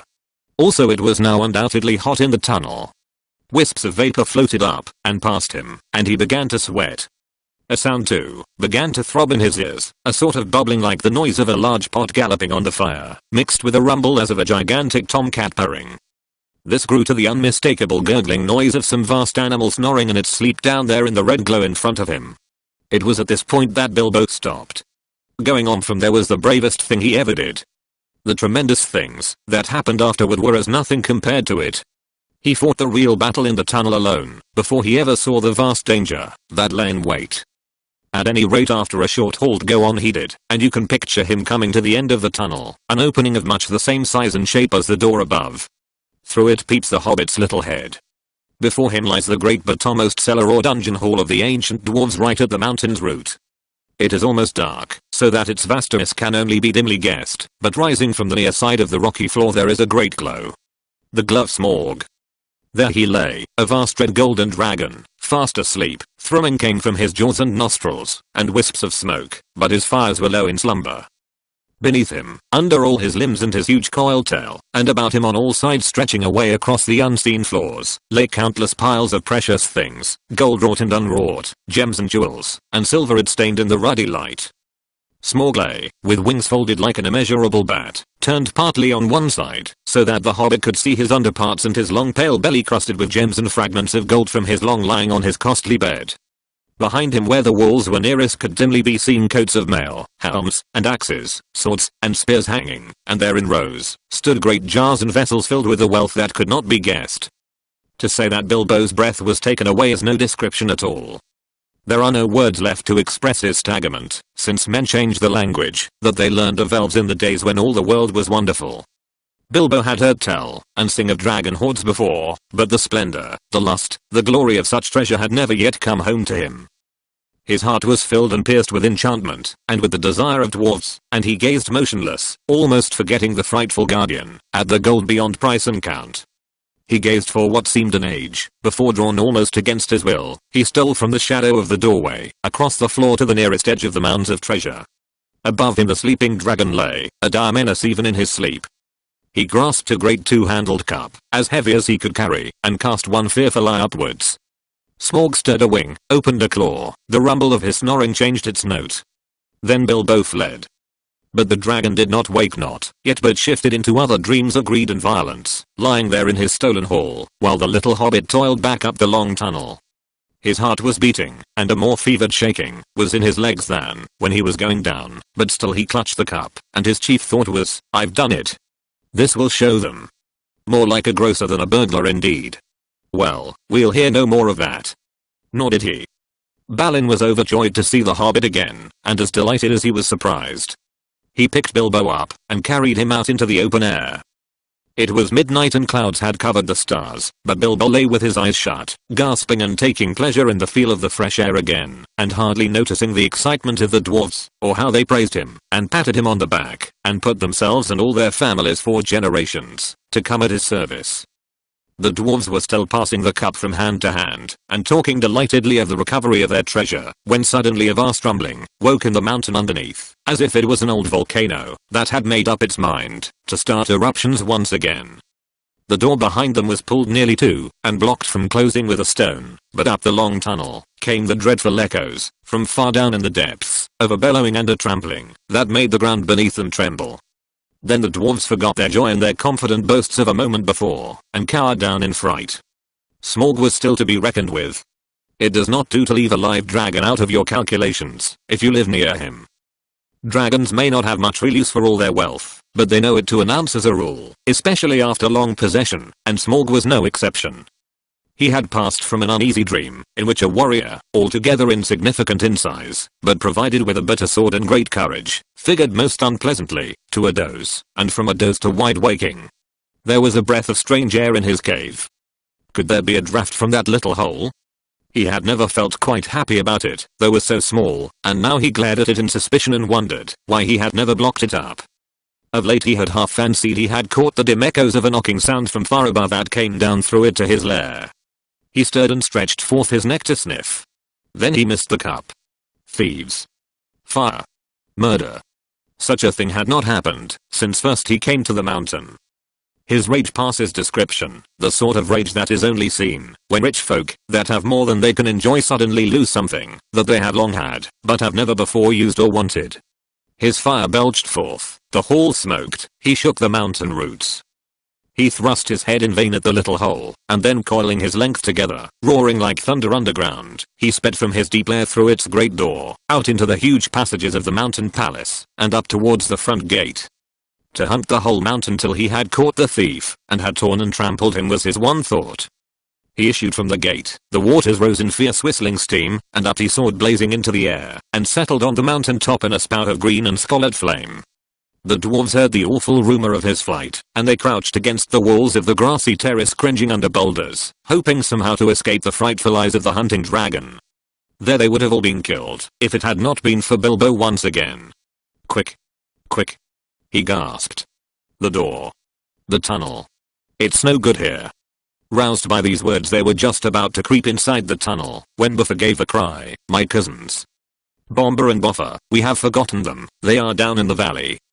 They will be slain, and all our ponies too, and all our stores lost," moaned the others. "We can do nothing." "Nonsense," said Thorin, recovering his dignity. "We cannot leave them. Get inside, Mr. Baggins and Balin, and you too, Philly and Killy, the dragon shan't have all of us. Now you others, where are the ropes? Be quick." Those were perhaps the worst moments they had been through yet. The horrible sounds of Smaug's anger were echoing in the stony hollows far above. At any moment he might come blazing down, or fly whirling round and find them there, near the perilous cliff's edge, hauling madly on the ropes. Up came Boffer, and still all was safe. Up came Bomber, puffing and blowing, while the ropes creaked, and still all was safe. Up came some tools and bundles of stores, and then danger was upon them. A whirring noise was heard. A red light touched the points of standing rocks. The dragon came. They had barely time to fly back to the tunnel, pulling and dragging in their bundles, when Smaug came hurtling from the north, licking the mountainsides with flame, beating his great wings with a noise like a roaring wind. His hot breath shriveled the grass before the door, and drove in through the crack they had left and scorched them as they lay hid. Flickering fires leaped up, and black rock shadows danced. Then darkness fell as he passed again. The ponies screamed with terror, burst their ropes, and galloped wildly off. The dragon swooped, and turned to pursue them, and was gone. "That'll be the end of our poor beasts," said Thorin.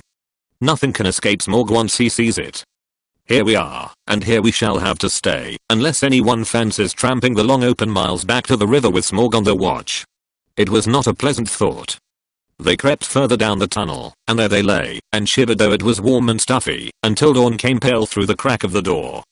Every now and again through the night they could hear the roar of the flying dragon grow, and then pass and fade, as he hunted round and round the mountainsides. He guessed from the ponies, and from the traces of the camps he had discovered, that men had come up from the river and the lake, and had scaled the mountainside from the valley, where the ponies had been standing, but the door withstood his searching eye, and the little high wild bay had kept out his fiercest flames. Long he had hunted in vain till the dawn chilled his wrath, and he went back to his golden couch to sleep, and to gather new strength. He would not forget or forgive the theft, not if 1,000 years turned him to smouldering stone, but he could afford to wait. Slow and silent he crept back to his lair and half closed his eyes. When morning came the terror of the dwarves grew less. They realized that dangers of this kind were inevitable, in dealing with such a guardian, and that it was no good giving up their quest yet. Nor could they get away just now, as Thorin had pointed out. Their ponies were lost or killed, and they would have to wait some time before Smaug relaxed his watch sufficiently for them to dare the long way on foot.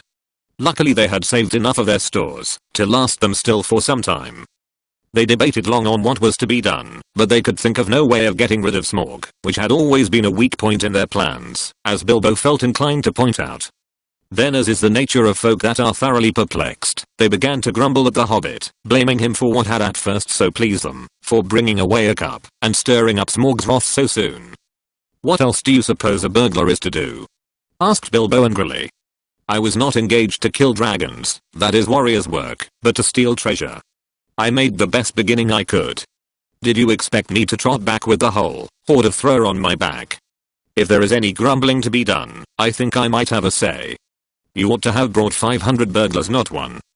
I'm sure it reflects great credit on your grandfather, but you cannot pretend that you ever made the vast extent of his wealth clear to me. I should want hundreds of years to bring it all up, if I was 50 times as big, and Smaug as tame as a rabbit." After that of course the dwarves begged his pardon. "What then do you propose we should do, Mr. Baggins?" asked Thorin politely. "I have no idea at the moment, if you mean about removing the treasure. That obviously depends entirely on some new turn of luck and the getting rid of Smorg. Getting rid of dragons is not at all in my line, but I will do my best to think about it. Personally, I have no hopes at all, and wish I was safe back at home. Never mind that for the moment. What are we to do now, today? Well, if you really want my advice, I should say we can do nothing but stay where we are. By day we can no doubt creep out safely enough to take the air. Perhaps before long one or two could be chosen to go back to the store by the river and replenish our supplies. But in the meanwhile everyone ought to be well inside the tunnel by night. Now I will make you an offer. I have got Maring, and will creep down this very noon then, if ever Smorg ought to be napping, and see what he is up to. Perhaps something will turn up. Every worm has his weak spot, as my father used to say, though I'm sure it was not from personal experience. Naturally the dwarves accepted the offer eagerly. Already they had come to respect little Bilbo. Now he had become the real leader in their adventure. He had begun to have ideas and plans of his own. When midday came he got ready for another journey down into the mountain. He did not like it, of course, but it was not so bad now he knew, more or less, what was in front of him.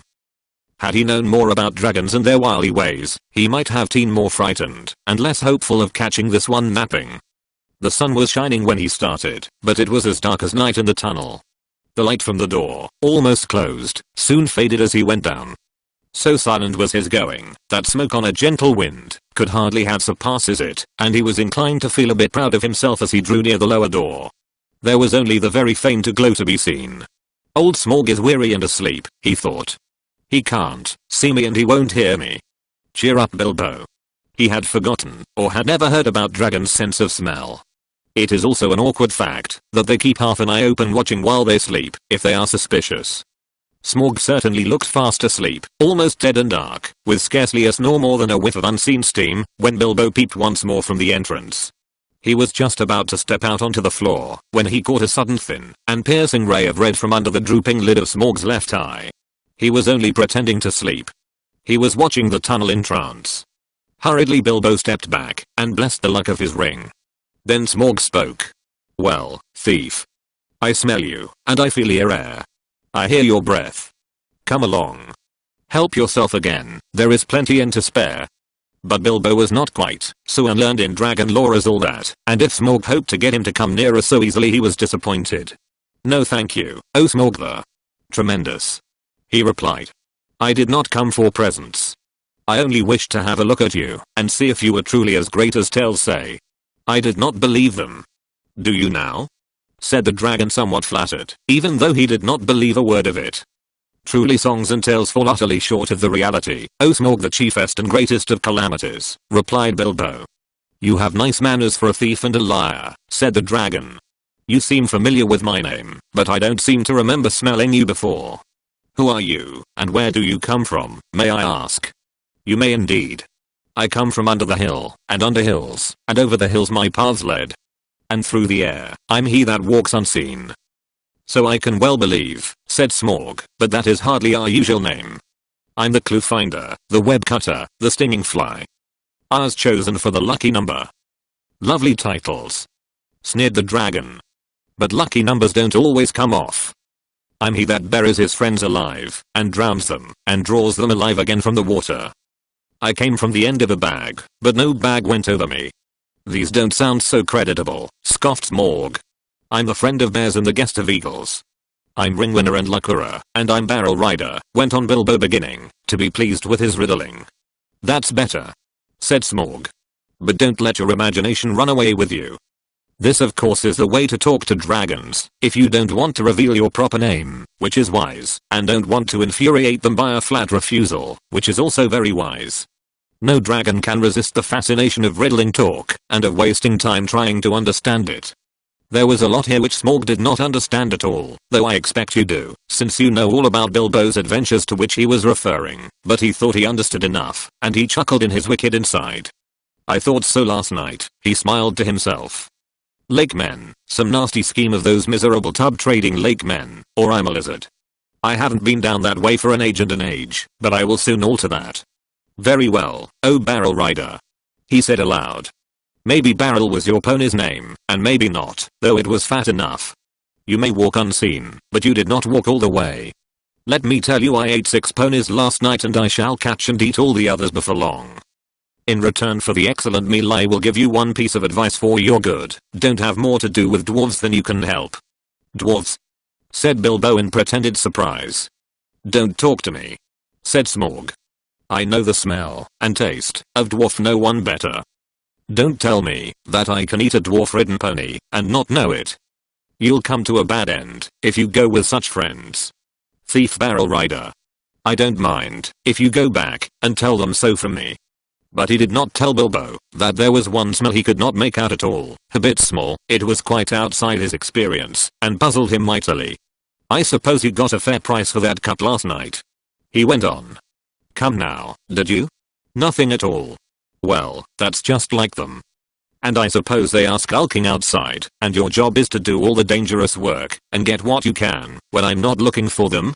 And you will get a fair share? Don't you believe it? If you get off alive, you will be lucky. Bilbo was now beginning to feel really uncomfortable. Whenever Smaug's roving eye, seeking for him in the shadows, flashed across him, he trembled, and an unaccountable desire seized hold of him to rush out and reveal himself and tell all the truth to Smaug. In fact, he was in grievous danger of coming under the dragon spell. But plucking up courage, he spoke again. You don't know everything, O Smaug the Mighty, said he.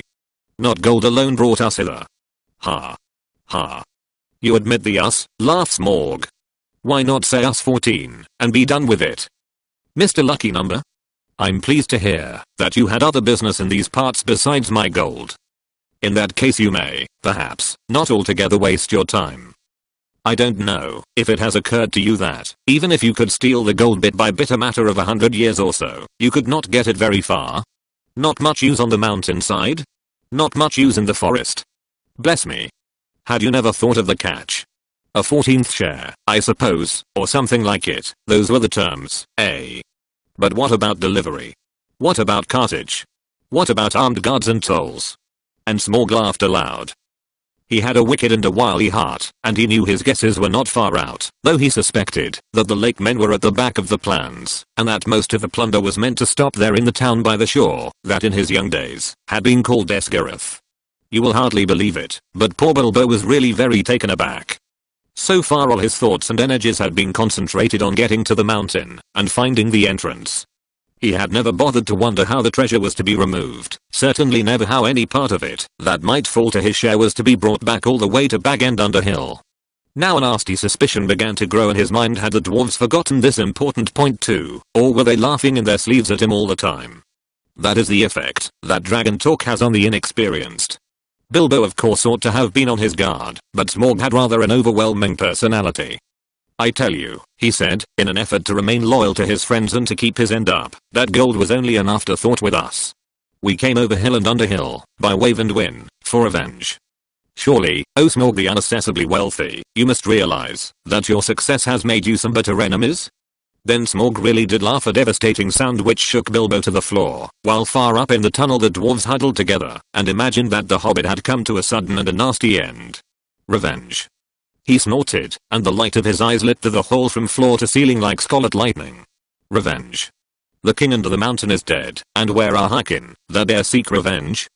Girion Lord of Dale is dead, and I have eaten his people like a wolf among sheep, and where are his sons, that dare approach me? I kill where I wish and none dare resist. I laid low the warriors of old, and their like is not in the world today. Then I was but young and tender. Now I'm old and strong. Thief in the shadows. He gloated. My armor is like tenfold shields, my teeth are swords, my claws spears, the shock of my tail a thunderbolt, my wings a hurricane, and my breath death. I have always understood, said Bilbo in a frightened squeak, that dragons were softer underneath, especially in the region of the earth chest, but doubtless one so fortified has thought of that. The dragon stopped short in his boasting. Your information is antiquated, he snapped. I'm armored above and below with iron scales and hard gems. No blade can pierce me. I might have guessed it, said Bilbo. Truly there can nowhere be found the equal of Lord Smaug the Impenetrable. What magnificence to possess a waistcoat of fine diamonds. Yes, it is rare and wonderful, indeed, said Smaug absurdly pleased.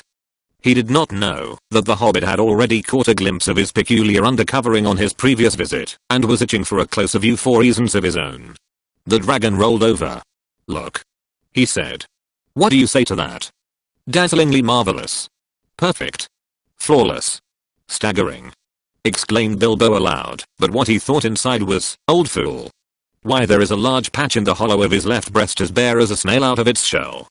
After he had seen that Mr. Baggins' one idea was to get away. "Well, I really must not detain your magnificence any longer," he said, "or keep you from much needed rest. Ponies take some catching, I believe, after a long start. And so do burglars," he added as a parting shot, as he darted back and fled up the tunnel.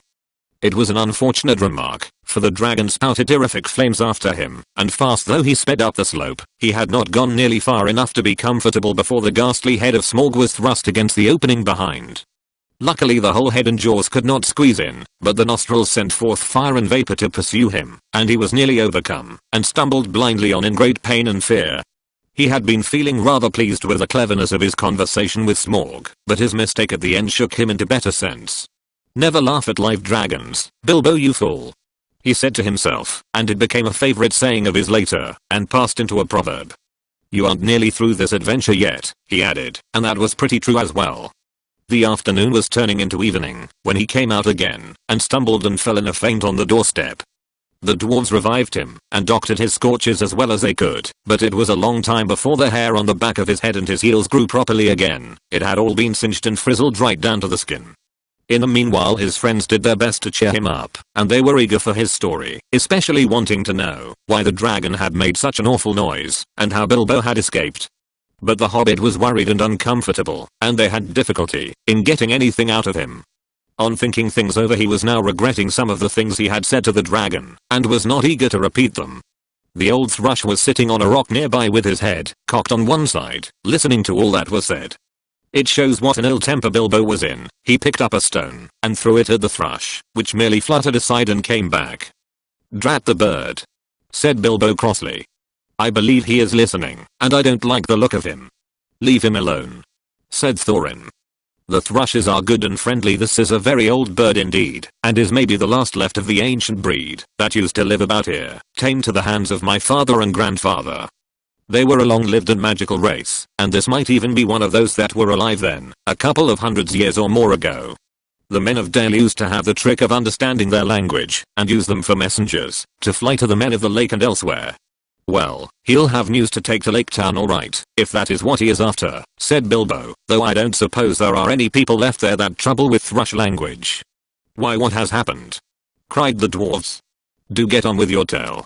So Bilbo told them all he could remember, and he confessed that he had a nasty feeling that the dragon guessed too much from his riddles added to the camps and the ponies.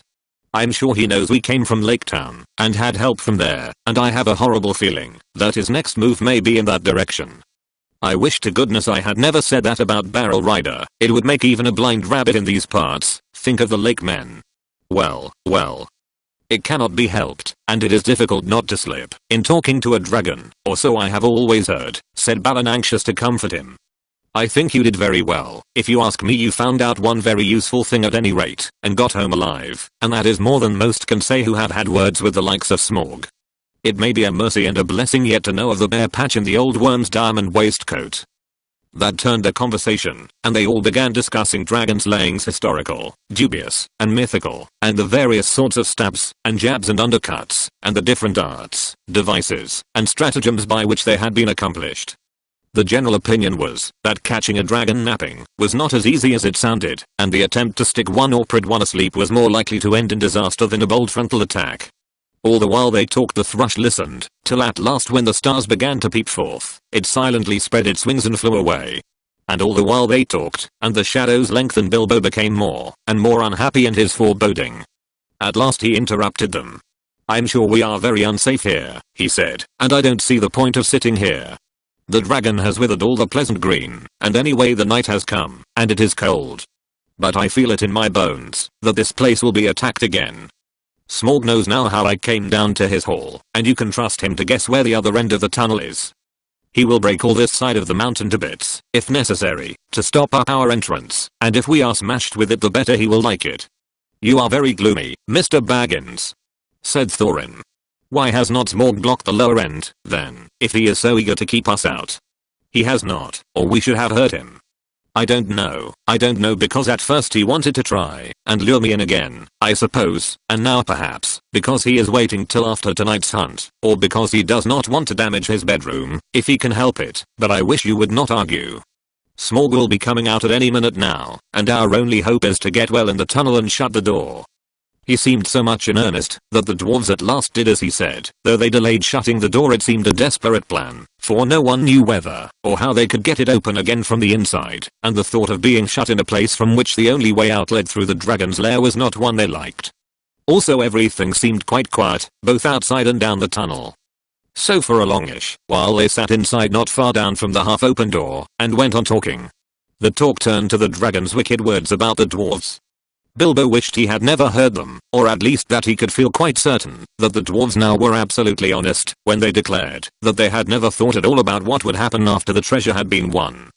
"We knew it would be a desperate venture," said Thorin, "and we know that still, and I still think that when we have won it will be time enough to think what to do about it. As for your share, Mr. Baggins, I assure you we are more than grateful, and you shall choose your own 14th, as soon as we have anything to divide. I'm sorry if you are worried about transport, and I admit the difficulties are great. The lands have not become less wild with the passing of time, rather the reverse, but we will do whatever we can for you, and take our share of the cost, when the time comes. Believe me or not, as you like." From that the talk turned to the great hoard itself, and to the things that Thorin and Balin remembered.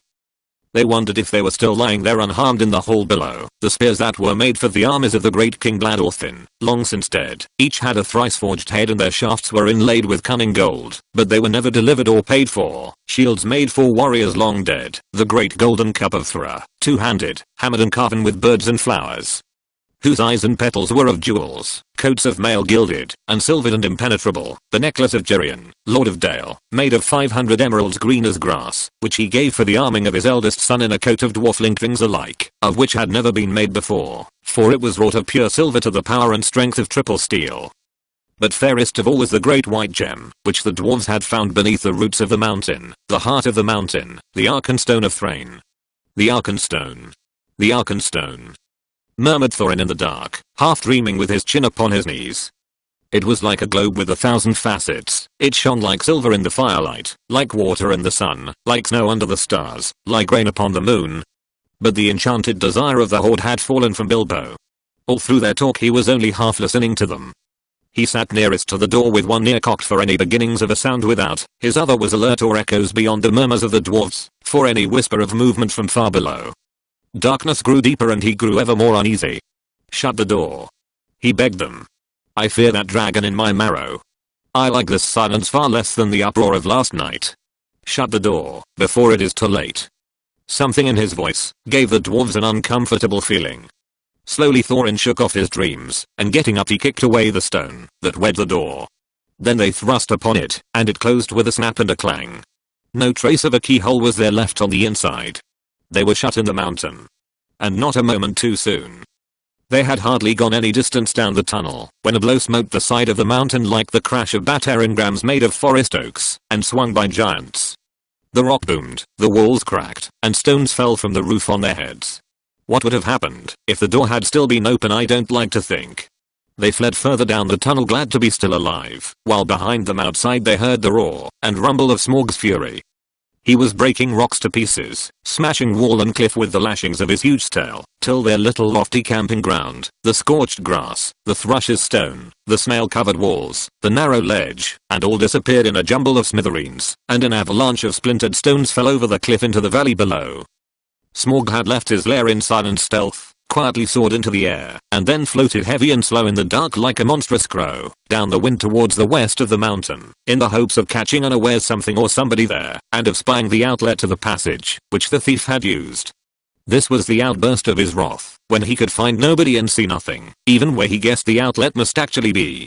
After he had let off his rage in this way he felt better, and he thought in his heart that he would not be troubled again from that direction. In the meanwhile he had further vengeance to take. "Barrel Rider," he snorted. "Your feet came from the waterside, and up the water you came without a doubt. I don't know your smell, but if you are not one of those men of the lake, you had their help. They shall see me, and remember who is the real king under the mountain."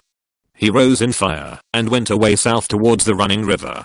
Chapter 13. Not at home. In the meanwhile, the dwarves sat in darkness, and utter silence fell about them. Little they ate, and little they spoke. They could not count the passing of time, and they scarcely dared to move, for the whisper of their voices echoed and rustled in the tunnel. If they dozed, they woke still to darkness and to silence going on unbroken. At last, after days and days of waiting, as it seemed, when they were becoming choked and dazed for want of air, they could bear it no longer. They would almost have welcomed sounds from below of the dragon's return. In the silence they feared some cunning devilry of his, but they could not sit there forever. Thorin spoke. "Let us try the door," he said. "I must feel the wind on my face soon or die. I think I would rather be smashed by Smaug in the open than suffocate in here." So several of the dwarves got up and groped back to where the door had been. But they found that the upper end of the tunnel had been shattered and blocked with broken rock. Neither key nor the magic it had once obeyed would ever open that door again. "We are trapped," they groaned. "This is the end. We shall die here." But somehow, just when the dwarves were most despairing, Bilbo felt a strange lightening of the heart, as if a heavy weight had gone from under his waistcoat. Come, he said. "While there's life there's hope. As my father used to say, and third time pays for all. I'm going down the tunnel once again. I have been that way twice, when I knew there was a dragon at the other end, so I will risk a third visit, when I'm no longer sure. Anyway, the only way out is down. And I think time you had better all come with me." In desperation they agreed, and Thorin was the first to go forward by Bilbo's side.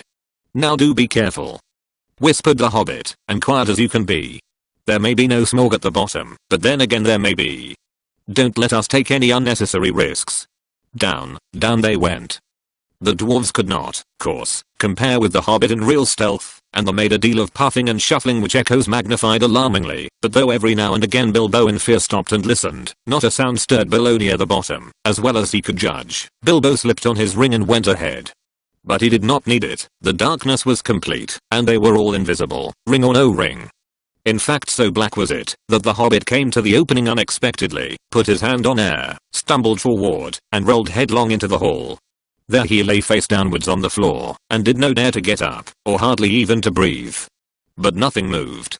There was not a gleam of light unless, as seemed to him, when at last he slowly raised his head, there was a pale white glint, above him and far off in the gloom. But certainly it was not a spark of dragon fire, though the worm stench was heavy in the place, and the taste of vapor was on his tongue. At length Mr. Baggins could bear it no longer.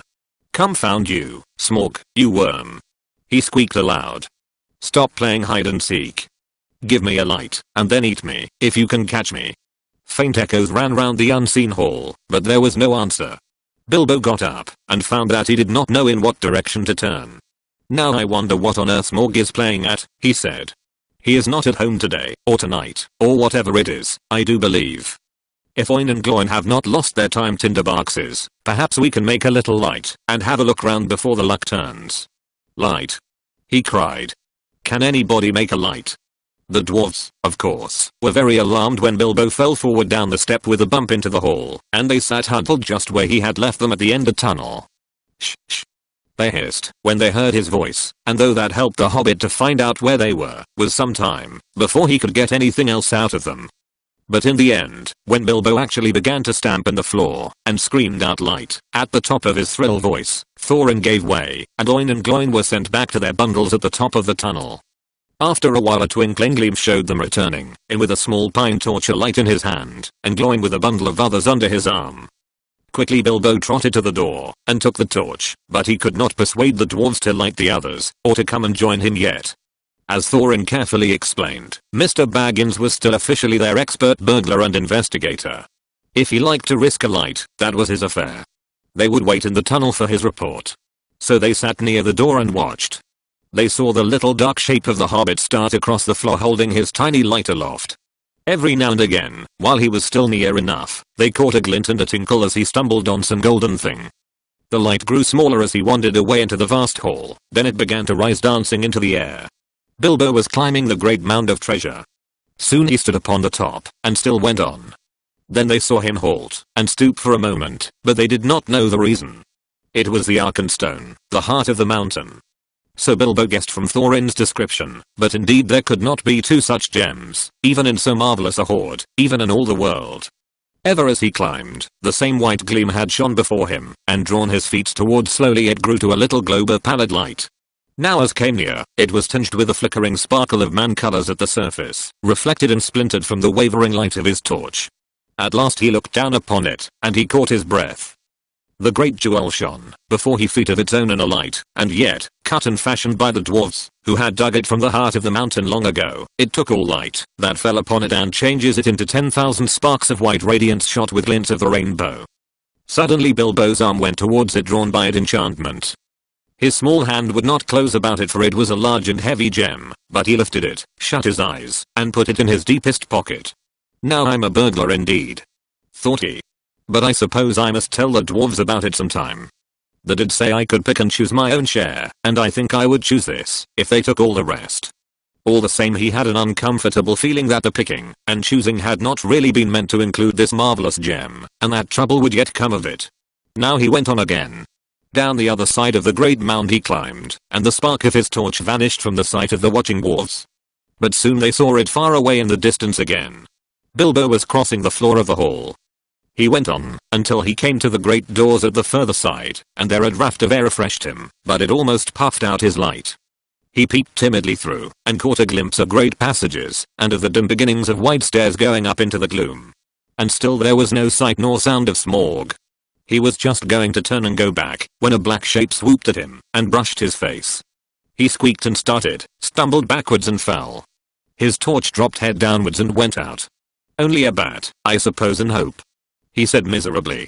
But now what am I to do? Which is east, south, northwest? Thorin. Balin. Oin. Gloin. Phil. Killy. He cried as loud he could. It seemed a thin little noise in the white blackness. The light's gone out. Someone come and find and help me. For the moment his courage had failed together. Faintly the dwarves heard his small cries, though the only word they could catch was help. Now what on earth, or under it has happened? Said Thorin. Certainly not the dragon, or he would not go on squeaking.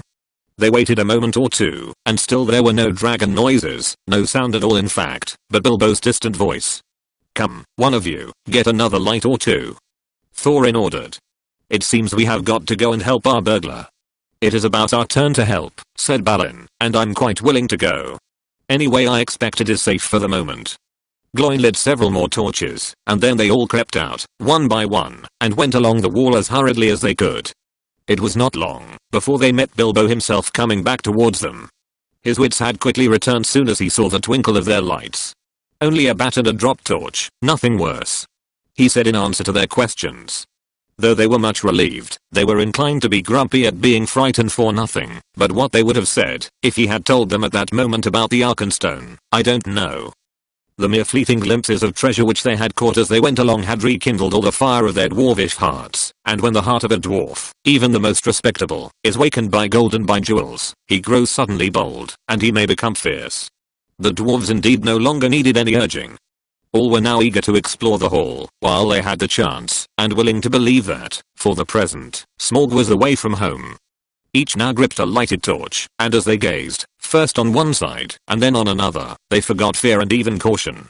They spoke aloud, and cried out to one another, as they lifted old treasures from the mound, or from the wall, and held them in the light, caressing and fingering them. Philly and Killy were almost in merry mood, and finding still hanging their many golden harps strung with silver, they took them and struck them, and being magical, and also untouched by the dragon, who had small interests in music, they were still in tune. The dark hall was filled with a melody that had long been silent. But most of the dwarves were more practical. They gathered gems, and stuffed their pockets, and let what they could not carry far back through their fingers with a sigh. Thorin was not least among these, but always he searched from side to side for something which he could not find. It was the Arkenstone, but he spoke of it yet to no one. Now the dwarves took down mail and weapons from the walls, and armed themselves. Royal indeed did Thorin look, clad in a coat of gold-plated rings, with a silver hafted axe in a belt, crusted with scholared stones. Mr. Baggins, he cried. Here is the first payment of your reward. Cast off your old coat, and put on this. With that he put on Bilbo a small coat of mail, wrought for some young elf prince long ago. It was of silver steel which the elves call mithril, and with it went a belt of pearls and crystals. A light helm of figured leather, strengthened beneath with hoops of steel, and studded about the brim with white gems, was set upon the hobbit's head. I feel magnificent, he thought, but I expect I look rather absurd. How they would laugh on the hill at home. Still, I wish there was a looking glass handy. All the same, Mr. Baggins kept his head more clear of the bewitchment of the hoard than the dwarves did. Long before the dwarves were tired of examining the treasures, he became wary of it, and sat down on the floor, and he began to wonder nervously what the end of it all would be. I would give a good many of these precious goblets, thought, for a drink of something cheering out of one Beyond's wooden bowls. Thorin. He cried aloud. What next? We are armed, but what good has any armor ever been before against Smaug the Dreadful? This treasure is not yet won back. We are not looking for gold yet, but for a way of escape, and we have tempted luck too long. You speak the truth, answered Thorin, recovering his wits. Let us go. I will guide you. Not in 1,000 years should I forget the ways of this palace. Then he hailed the others, and they gathered together, and holding their torches above their heads they passed through the gaping doors, not without many a backward glance of longing. Their glittering mail they had covered again with their old cloaks and their bright helms with their tattered hoods, and one by one they walked behind Thorin, a line of little lights in the darkness that halted often, listening in fear once more for any rumor of the dragon's coming. Though all the old adornments were long molded or destroyed, and though all was befouled and blasted with the comings and goings of the monster, Thorin knew every passage and every turn. They climbed long stairs, and turned and went down wide echoing ways, and turned again, and climbed yet more stairs, and yet more stairs again.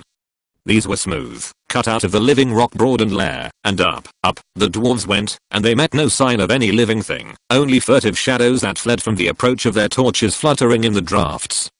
The steps were not made, all the same, for hobbit legs, and Bilbo was just feeling that he could go on no longer, when suddenly the roof sprang high and far beyond the reach of their torchlight.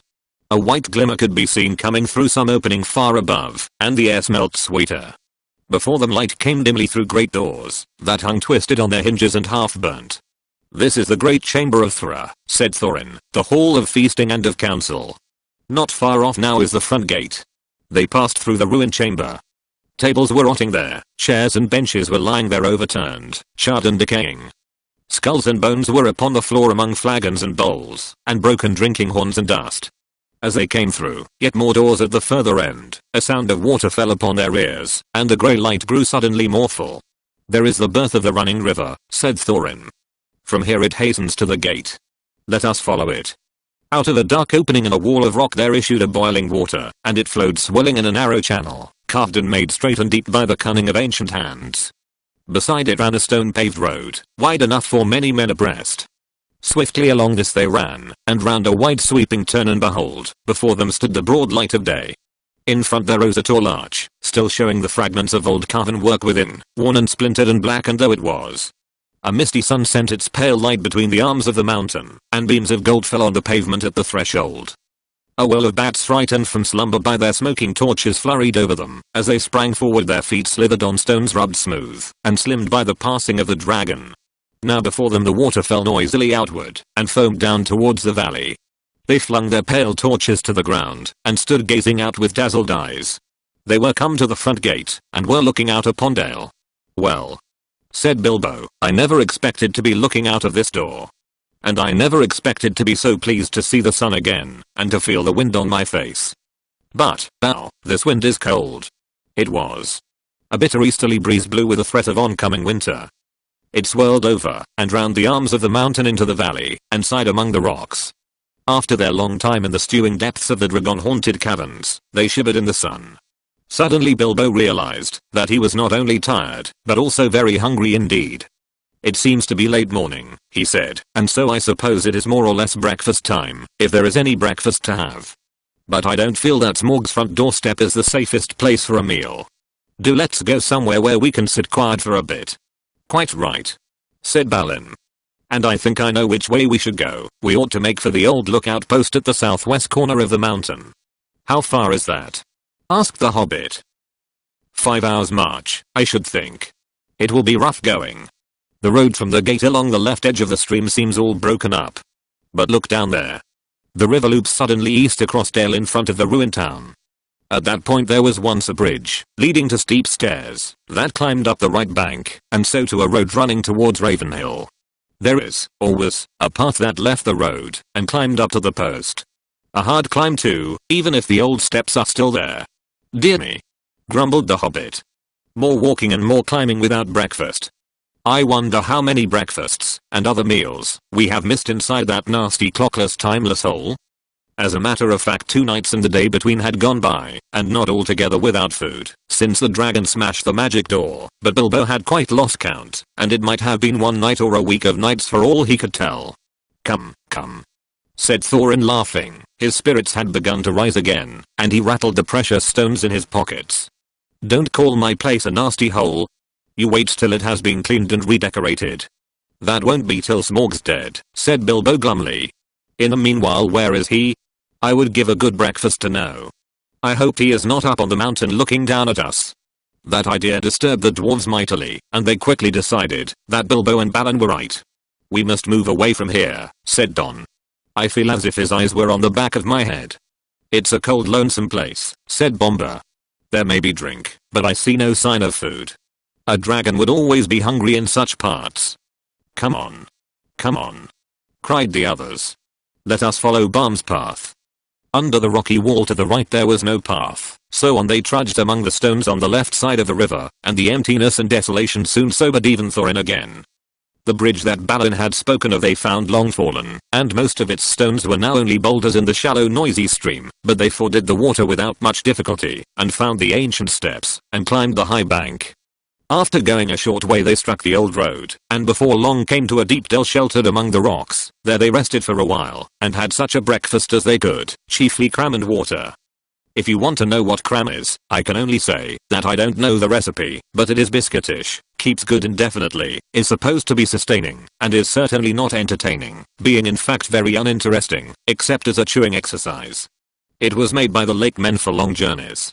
After that they went on again, and now the road struck westwards, and left the river, and the great shoulder of the south-pointing mountain spur drew ever nearer. At length they reached the hill path. It scrambled steeply up, and they plodded slowly one behind the other, till at last in the late afternoon they came to the top of the ridge, and saw the wintry sun going downwards to the west. Here they found a flat place without a wall on 3 sides, but backed to the north by a rocky face in which there was an opening like a door. From that door there was a wide view east and south and west. Here, said Balin, in the old days we used always to keep watchmen, and that door behind leads into a rock-hewn chamber that was made here as a guardroom. There were several places like it round the mountain.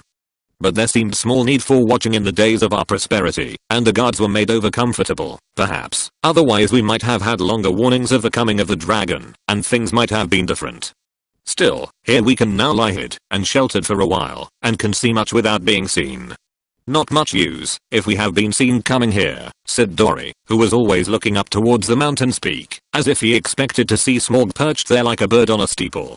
We must take our chance of that, said Thorin. We can go no further today. Here, cried Bilbo, and flung himself on the ground. In the rock chamber there would have been room for 100, and there was a small chamber further in, more removed from the cold outside. It was quite deserted, not even wild animals seemed to have used it in all the days of Smaug's dominion. There they laid their burdens, and some threw themselves down at once and slept, but the others sat near the outer door, and discussed their plans. In all their talk they came perpetually back to one thing: where was Smaug? They looked west and there was nothing, and east there was nothing, and in the south there was no sign of the dragon, but there was a gathering of very many birds. At that they gazed and wondered, but they were no nearer understanding it, when the first cold stars came out. Chapter 14 Fire and Water. Now if you wish, like the dwarves, to hear news of Smaug, you must go back again to the evening, when he smashed the door, and flew off in rage, 2 days before. The men of the lake town Esgaroth were mostly indoors, for the breeze was from the black east and chill, but a few were walking on the quays, and watching, as they were fond of doing, the stars shine out from the smooth patches of the lake as they opened in the sky. From their town the lonely mountain was mostly screened by the low hills at the far end of the lake, through a gap in which the running river came down from the north. Only its high peak could they see in clear weather, and they looked seldom at it, for it was ominous and dreary even in the light of morning. Now it was lost and gone, blotted in the dark. Suddenly it flickered back to view, a brief glow touched it and faded. "Look," said one. "The lights again. Last night the watchman saw them start and fade from midnight until dawn. Something is happening up there." "Perhaps the king under the mountain is forging gold," said another. "It is long since he went north. It is time the songs began to prove themselves again." "Which king?" said another with a grim voice. As like as not it is the marauding fire of the dragon, the only king under the mountain we have ever known. You are always foreboding gloomy things," said the others. "Anything from floods to poisoned fish. Think of something cheerful." Then suddenly a great light appeared in the low place and the hills in the northern end of the lake turned golden. The king beneath the mountain.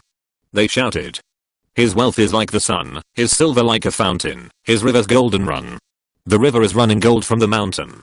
They cried, and everywhere windows were opening and feet were hurrying. There was once more a tremendous excitement and enthusiasm. But the grim-voiced fellow ran hotfoot to the master. "The dragon is coming, or I'm a fool," he cried. "Cut the bridges. To arms. To arms." Then warning trumpets were suddenly sounded, and echoed along the rocky shores. The cheering stopped, and the joy was turned to dread. So it was, that the dragon did not find them quite unprepared. Before long, so great was his speed, they could see him as a spark of fire rushing towards them, and growing ever huger and more bright, and not the most foolish doubted, that the prophecies had gone rather wrong. Still they had a little time. Every vessel in the town was filled with water, every warrior was armed, every arrow and dart was ready, and the bridge to the land was thrown down and destroyed, before the roar of Smaug's terrible approach grew loud, and the lake rippled red as fire beneath the awful beating of his wings. Amid shrieks and wailing, and the shouts of men he came over them, swept towards the bridges and was foiled. The bridge was gone, and his enemies were on an island in deep water too deep and dark and cool for his liking. If he plunged into it, a vapor and a steam would arise enough to cover all the land with a mist for days, but the lake was mightier than he, it would quench him, before he could pass through. Roaring he swept back over the town. A hail of dark arrows leaped up, and snapped and rattled on his scales and jewels, and their shafts fell back kindled by his breath burning and hissing into the lake. No fireworks you ever imagined equaled the sights that night. At the twanging of the bows and the shrilling of the trumpets the dragon's wrath blazed to its height, till he was blind and mad with it. No one had dared to give battle to him for many an age, nor would they have dared now, if it had not been for the grim-voiced man, Bard was his name, who ran to and fro cheering on the archers, and urging the master, to order them to fight to the last arrow. Fire leaped from the dragon's jaws. He circled for a while high in the air above them, lighting all the lake. The trees by the shores shone like copper, and like blood, with leaping shadows of dense black at their feet. Then down he swooped straight through the arrow storm, reckless in his rage, taking no heed to turn his scaly sides towards his foes, seeking only to set their town ablaze. Fire leaped from thatched roofs and wooden beam ends as he hurtled down, and passed and round again, though all had been drenched with water before he came. Once more water was flung by 100 hands, wherever a spark appeared. Back swirled the dragon. A sweep of his tail and the roof of the great house crumbled and smashed down. Flames unquenchable sprang high into the night. Another swoop and another house, and then another sprang afire and fell, and still no arrow hindered Smaug or hurt him more than a fly from the marshes. Already men were jumping into the water on every side. Women and children were being huddled into laden boats in the market pool. Weapons were flung down. There was mourning and weeping, where but a little time ago the old songs of mirth to come had been sung about the dwarves. Now men cursed their names. The master himself was turning to his great gilded boat, hoping to row away in the confusion and save himself. Soon all the town would be deserted and burned down to the surface of the lake. That was the dragon's hope. They could all get into boats for all he cared. There he could have fine sport hunting them, or they could stop till they starved. Let them try to get to land, and he would be ready. Soon he would set all the shoreland woods ablaze and wither every field and pasture. Just now he was enjoying the sport of town baiting more than he had enjoyed anything for years. But there was still a company of archers that held their ground among the burning houses. Their captain was Bard, grim-voiced and grim-faced, whose friends had accused him of prophesying floods and poisoned fish, though they knew his worth and courage. He was a descendant and long line of Geryon, Lord of Dale, whose wife and child had escaped down the running river from the ruin long ago. Now he shot with a great yew-bow, till all his arrows but one were spent. The flames were near him. His companions were leaving him. He bent his bow for the last time. Suddenly out of the dark something fluttered to his shoulder. He started, but it was only an old thrush. Unafraid it perched by his ear, and it brought him news. Marveling he found he could understand its tongue, for he was of the race of Dale. Wait. Wait. It said to him. The moon is rising. Look for the hollow of the left breast as he flies, and turns above you. And while Bard paused in wonder it told him of tidings up in the mountain, and of all that it had heard. Then Bard drew his bowstring to his ear. The dragon was circling back, flying low, and as he came the moon rose above the eastern shore and silvered his great wings. Arrow, said the bowman. Black Arrow. I have saved you to the last. You have never failed me, and always I have recovered you. I had you from my father and he from of old. If ever you came from the forges of the true king under the mountain, go now and speed well. The dragon swooped once more lower than ever, and as he turned and dived down, his belly glittered white with sparkling fires of gems in the moon, but not in one place. The great bow twanged. The black arrow sped straight from the string, straight for the hollow by the left breast, where the foreleg was flung wide. In it smote and vanished, barb, shaft and feather, so fierce was its flight. With a shriek that deafened men, felled trees and split stone, Smaug shot spouting into the air, turned over and crashed down from on high in ruin. Full on the town he fell. His last throw splintered it to sparks and leads. The lake roared in. A vast steam leaped up, white in the sudden dark under the moon. There was a hiss, a gushing whirl, and then silence. And that was the end of Smaug and Esgareth, but not of Bard. The waxing moon rose higher and higher and the wind grew loud and cold.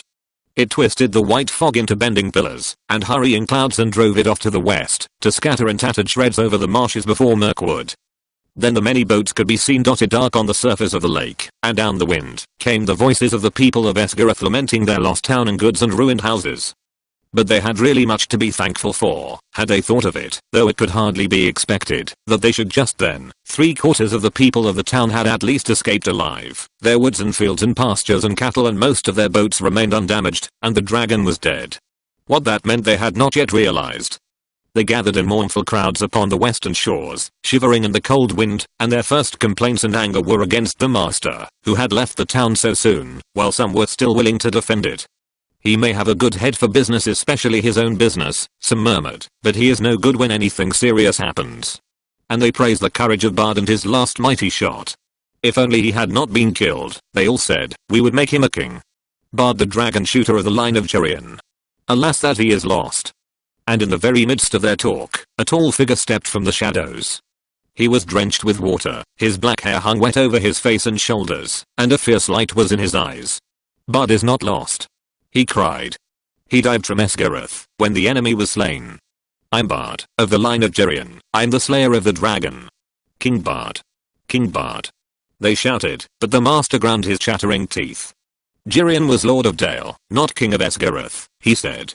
In the lake town we have always elected masters from among the old and wise, and have not endured the rule of mere fighting men. Let King Bard go back to his own kingdom. Dale is now freed by his valor, and nothing binders his return. And any that wish, can go with him, if they prefer the cold shores under the shadow of the mountain to the green shores of the lake. The wise will stay here, and hope to rebuild our town, and enjoy again in time its peace and riches. We will have King Bard. The people near at hand shouted in reply. We have had enough of the old men and the money counters. And people further off took up the cry, up the bowmen, and down with money bags, till the clamor echoed along the shore. I'm the last man to undervalue Bard the bowman, said the master warily, for Bard now stood close beside him.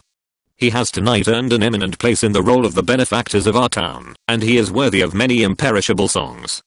But, why O people, and... Here the master rose to his feet and spoke very loud and clear, why do I get all your blame? For what fault am I to be deposed?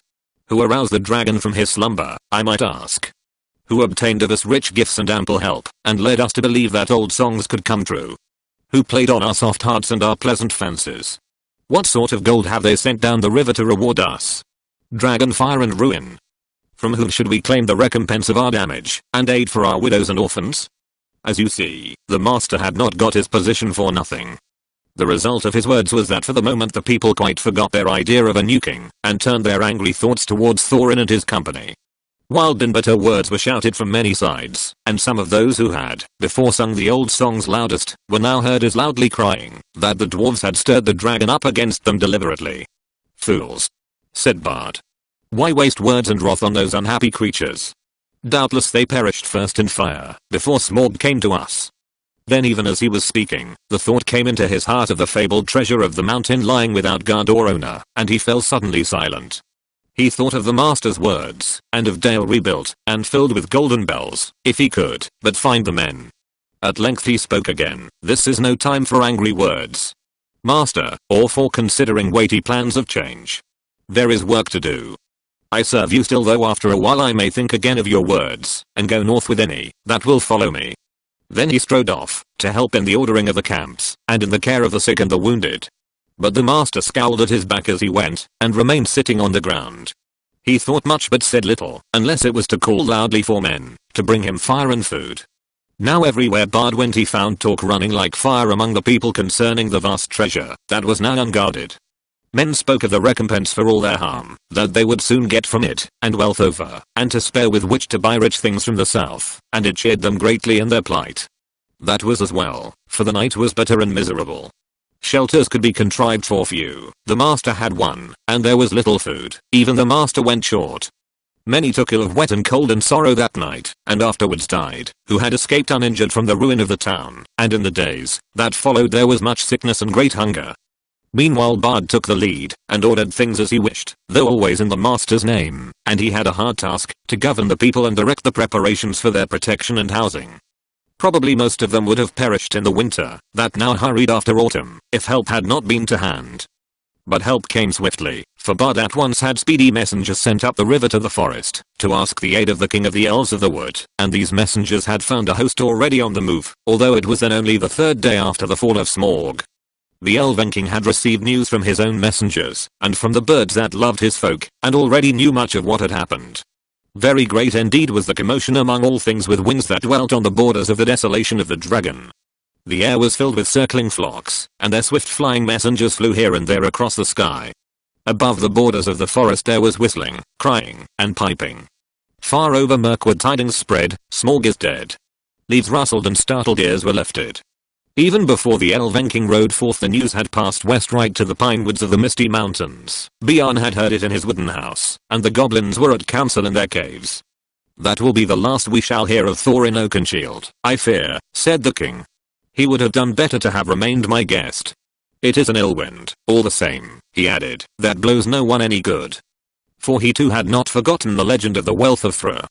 So it was, that Bard's messengers found him now marching with many spearmen and bowmen, and crows were gathered thick, above him, for they thought, that war was awakening again, such as had not been in those parts for a long age. But the king, when he received the prayers of Bard, had pity, for he was the lord of a good and kindly people, so turning his march, which had at first been direct towards the mountain, he hastened now down the river to the long lake. He had not boats or rafts enough for his host, and they were forced to go the slower way by foot, but great store of goods he sent ahead by water. Still elves are light-footed, and though they were not in these days much used to the marches and the treacherous lands between the forest and the lake, their going was swift. Only 5 days after the death of the dragon they came upon the shores, and looked on the ruins of the town. Their welcome was good, as may be expected, and the men and their master were ready to make any bargain for the future in return for the Elven King's aid. Their plans were soon made. With the women and the children, the old and the unfit, the master remained behind, and with him were some men of crafts and many skilled elves, and they busied themselves felling trees, and collecting the timber sent down from the forest. Then they set about raising many huts by the shore against the oncoming winter, and also under the master's direction they began the planning of a new town, designed more fair and large even than before, but not in the same place. They removed northward higher up the shore, for ever after they had a dread of the water, where the dragon lay. He would never again return to his golden bed, but was stretched cold as stone, twisted upon the floor of the shallows. There for ages his huge bones could be seen in calm weather amid the ruined piles of the old town. But few dared to cross the cursed spot, and none dared to dive into the shivering water or recover the precious stones that fell from his rotting carcass. But all the men of arms who were still able, and the most of the Elven King's array, got ready to march north to the mountain. It was thus that in 11 days from the ruin of the town the head of their host passed the rock gates at the end of the lake, and came into the desolate lands. Chapter 15 The Gathering of the Clouds. Now we will return to Bilbo and the dwarves. All night one of them had watched, but when morning came they had not heard or seen any sign of danger. But ever more thickly the birds were gathering. Their companies came flying from the south, and the crows that still lived about the mountain were wheeling and crying unceasingly above. Something strange is happening, said Thorin. The time has gone for the autumn wanderings, and these are birds that dwell always in the land. There are starlings and flocks of finches, and far off there are many carrion birds, as if a battle were afoot. Suddenly Bilbo pointed. There is that old thrush again, he cried. He seems to have escaped when Smaug smashed the mountainside, but I don't suppose the snails have.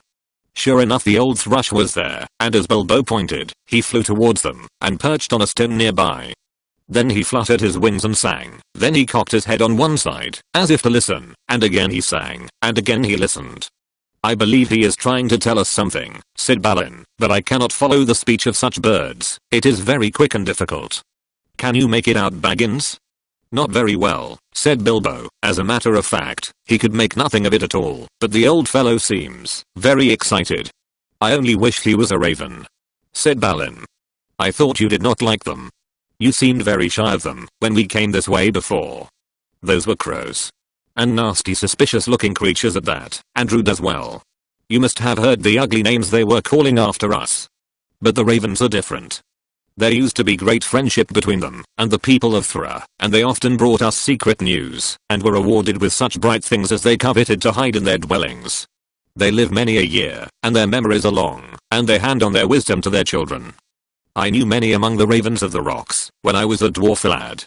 This very height was once named Raven Hill, because there was a wise and famous pair, Old Care and his wife, that lived here above the guard chamber.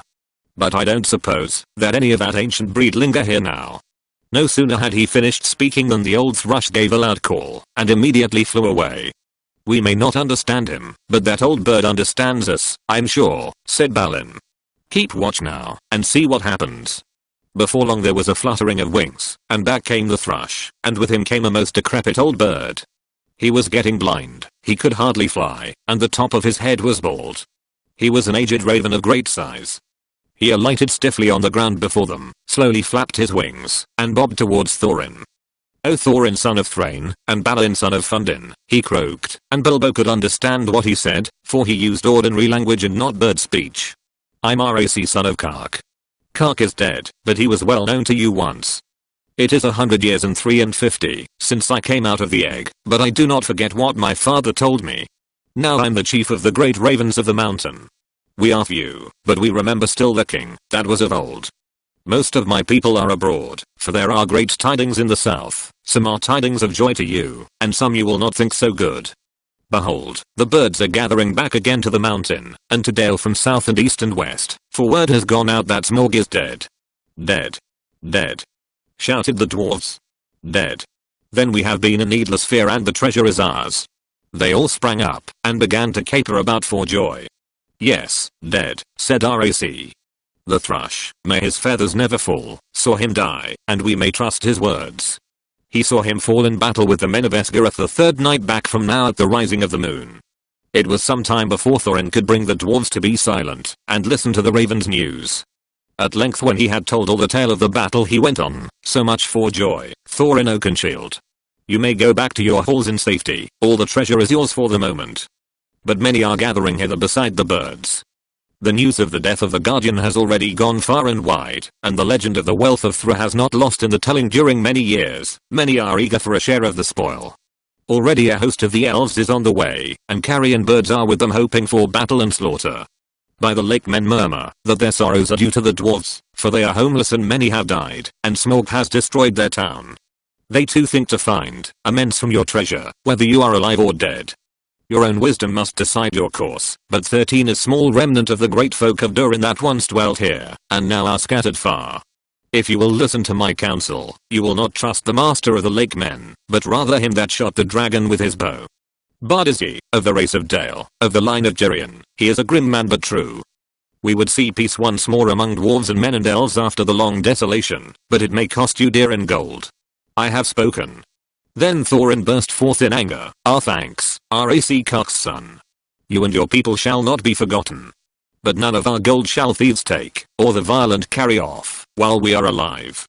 If you would earn our thanks still more, bring us news of any that draw near. Also I would beg of you, if any of you are still young and strong of wing, that you would send messengers to our kin in the mountains of the north, both west from here and east, and tell them of our plight. But go specially to my cousin Dane in the Iron Hills, for he has many people well armed, and dwells nearest to this place. Bid him hasten. I will not say, if this counsel be good or bad, croaked Rac, but I will do what can be done. Then off he slowly flew. Back now to the mountain, cried Thorin. We have little time to lose. And little food to use, cried Bilbo, always practical on such points. In any case, he felt that the adventure was, properly speaking, over with the death of the dragon, in which he was much mistaken, and he would have given most of his share of the profits for the peaceful winding up of these affairs. "Back to the mountain!" cried the dwarves, as if they had not heard him, so back he had to go with them. As you have heard some of the events already, you will see that the dwarves still had some days before them. They explored the caverns once more, and found, as they expected, that only the front gate remained open. All the other gates, except, of course, the small secret door, had long ago been broken and blocked by smog, and no sign of them remained. So now they began to labor hard, in fortifying the main entrance, and in remaking the road that led from it. Tools were to be found in plenty, that the miners and quarriers and builders of old had used, and at such work the dwarves were still very skilled. As they worked, the ravens brought them constant tidings. In this way they learned that the elven king had turned aside to the lake, and they still had a breathing space. Better still, they heard that 3 of their ponies had escaped, and were wandering wild far down the banks of the running river, not far from where the rest of their stores had been left. So while the others went on with their work, Philly and Killy were sent, guided by a raven, to find the ponies, and bring back all they could. They were 4 days gone, and by that time they knew that the joined armies of the lake men and the elves were hurrying towards the mountain. But now their hopes were higher, for they had food for some weeks with Karechi fly cram, of course, and they were very tired of it, but cram is much better than nothing, and already the gate was blocked with a wall of squared stones laid dry, but very thick and high across the opening. There were holes in the wall through which they could see, or shoot, but no entrance. They climbed in or out with ladders, and hauled stuff up with ropes. For the issuing of the stream they had contrived a small low arch under the new wall, but near the entrance they had so altered the narrow bed, that a wide pool stretched from the mountain wall to the head of the fall over which the stream went towards Dale. Approach to the gate was now only possible, without swimming, along a narrow ledge of the cliff, to the right as one looked outwards from the wall. The ponies they had brought only to the head of the steps above the old bridge, and unloading them there had bidden them return to their masters, and sent them back riderless to the south. There came a night when suddenly there were many lights as of fires and torches away south in Dale before them. "They have come," called Balin. "And their camp is very great. They must have come into the valley under the cover of dusk along both banks of the river." That night the dwarves slept little. The morning was still pale when they saw a company approaching. From behind their wall they watched them come up to the valley's head and climb slowly up. Before long they could see that both men of the lake armed, as if for war, and elvish bowmen were among them. At length the foremost of these climbed the tumbled rocks, and appeared at the top of the falls, and very great was their surprise, to see the pool before them, and the gate blocked with a wall of new hewn stone. As they stood pointing and speaking to one another, Thorin hailed them. "Who are you?" he called in a very loud voice, that come as if in war, to the gates of Thorin son of Thrain, king under the mountain, "and what do you desire?" But they answered nothing. Some turned swiftly back, and the others, after gazing for a while at the gate and its defenses, soon followed them. That day the camp was moved, and was brought right between the arms of the mountain. The rocks echoed then with voices and with song, as they had not done for many a day. There was the sound too, of elven harps and of sweet music, and as it echoed up towards them, it seemed that the chill of the air was warmed, and they caught faintly the fragrance of woodland flowers blossoming in spring. Then Bilbo longed to escape from the dark fortress and to go down, and join in the mirth, and feasting by the fires. Some of the younger dwarves were moved in their hearts too, and they muttered that they wished things had fallen out otherwise, and that they might welcome such folk as friends, but Thorin scowled. Then the dwarves themselves brought forth harps and instruments regained from the hoard, and made music to soften his mood, but their song was not his elvish song, and was much like the song they had sung long before in Bilbo's little hobbit hole. Under the mountain dark and tall the king has come unto his hall. His foe is dead, the worm of dread, and ever so his foe shall fall. The sword is sharp, the spear is long, the arrow swift, the gate is strong, the heart is bold that looks on gold, the dwarves no more shall suffer wrong. The dwarves of yore made mighty spells, while hammers fell like ringing bells in places deep, where dark things sleep, in hollow halls beneath the fells. On silver necklaces they strung the light of stars, on crowns they hung the dragon fire, from twisted wire the melody of harps they rung. The mountain throne once more is freed. Oh, wandering folk, the summons heed. Come haste. Come haste, across the waste. The king of friend and kin has need. Now call we over mountains cold, come hack unto the caverns old. Here at the gates the king awaits, his hands are rich with gems and gold. The king is come unto his hall under the mountain dark and tall. The worm of dread is slain and dead, and ever so our foe shall fall.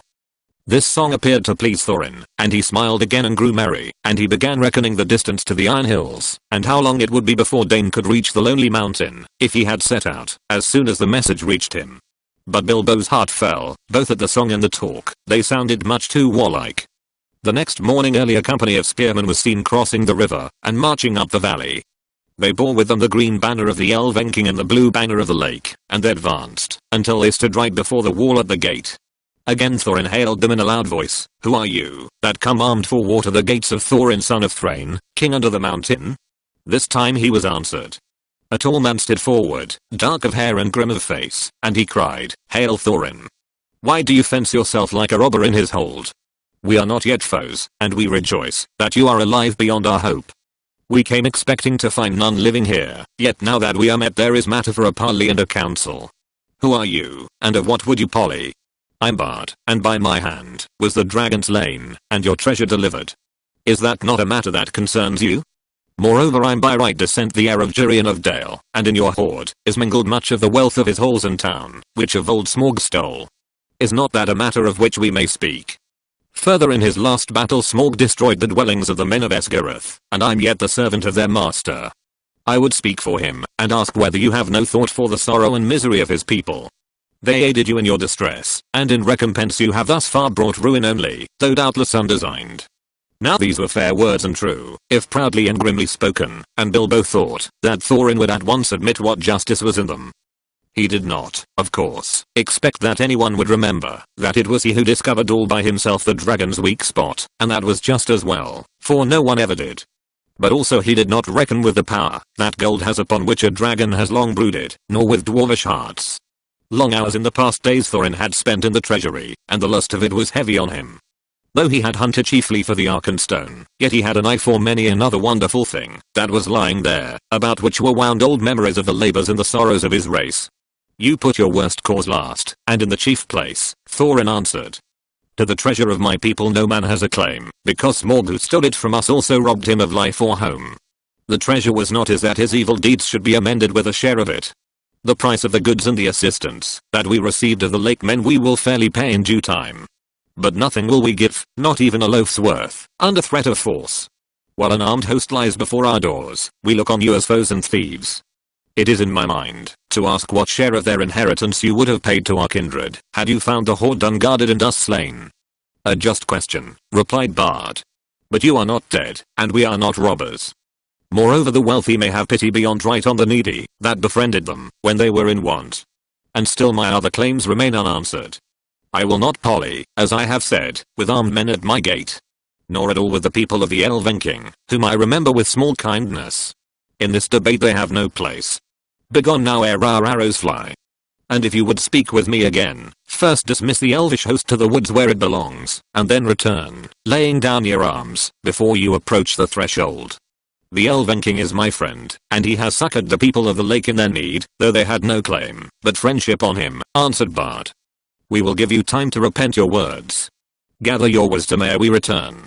Then he departed, and went back to the camp. Ere many hours were past, the banner bearers returned, and trumpeters stood forth, and blew a blast, in the name of Esgareth and the forest. One cried, "We speak unto Thorin Thrain's son Oakenshield, calling himself the king under the mountain, and we bid him consider well the claims that have been urged, or be declared our foe. At the least he shall deliver 1/12th portion of the treasure unto Bard, as the dragon slayer, and as the heir of Jurian. From that portion Bard will himself contribute to the aid of Esgareth, but if Thorin would have the friendship and honor of the lands about, as his sires had of old, then he will give also somewhat of his own for the comfort of the men of the lake." Then Thorin seized a bow of horn and shot an arrow at the speaker. It smote into his shield, and stuck there quivering. "Since such is your answer," he called in return, "I declare the mountain besieged. You shall not depart from it, until you call on your side for a truce and a parley. We will bear no weapons against you, but we leave you to your gold. You may eat that, if you will." With that the messengers departed swiftly, and the dwarves were left to consider their case. So grim had Thorin become, that even if they had wished, the others would not have dared to find fault with him, but indeed most of them seemed to share his mind except perhaps old Fat Bomber and Philly and Killy. Bilbo, of course, disapproved of the whole turn of affairs. He had by now had more than enough of the mountain, and being besieged inside it was not at all to his taste. The whole place still stinks of dragon, he grumbled to himself, and it makes me sick. And cram is beginning simply to stick in my throat. Chapter 16 A Thief in the Night. Now the days passed slowly and wearily.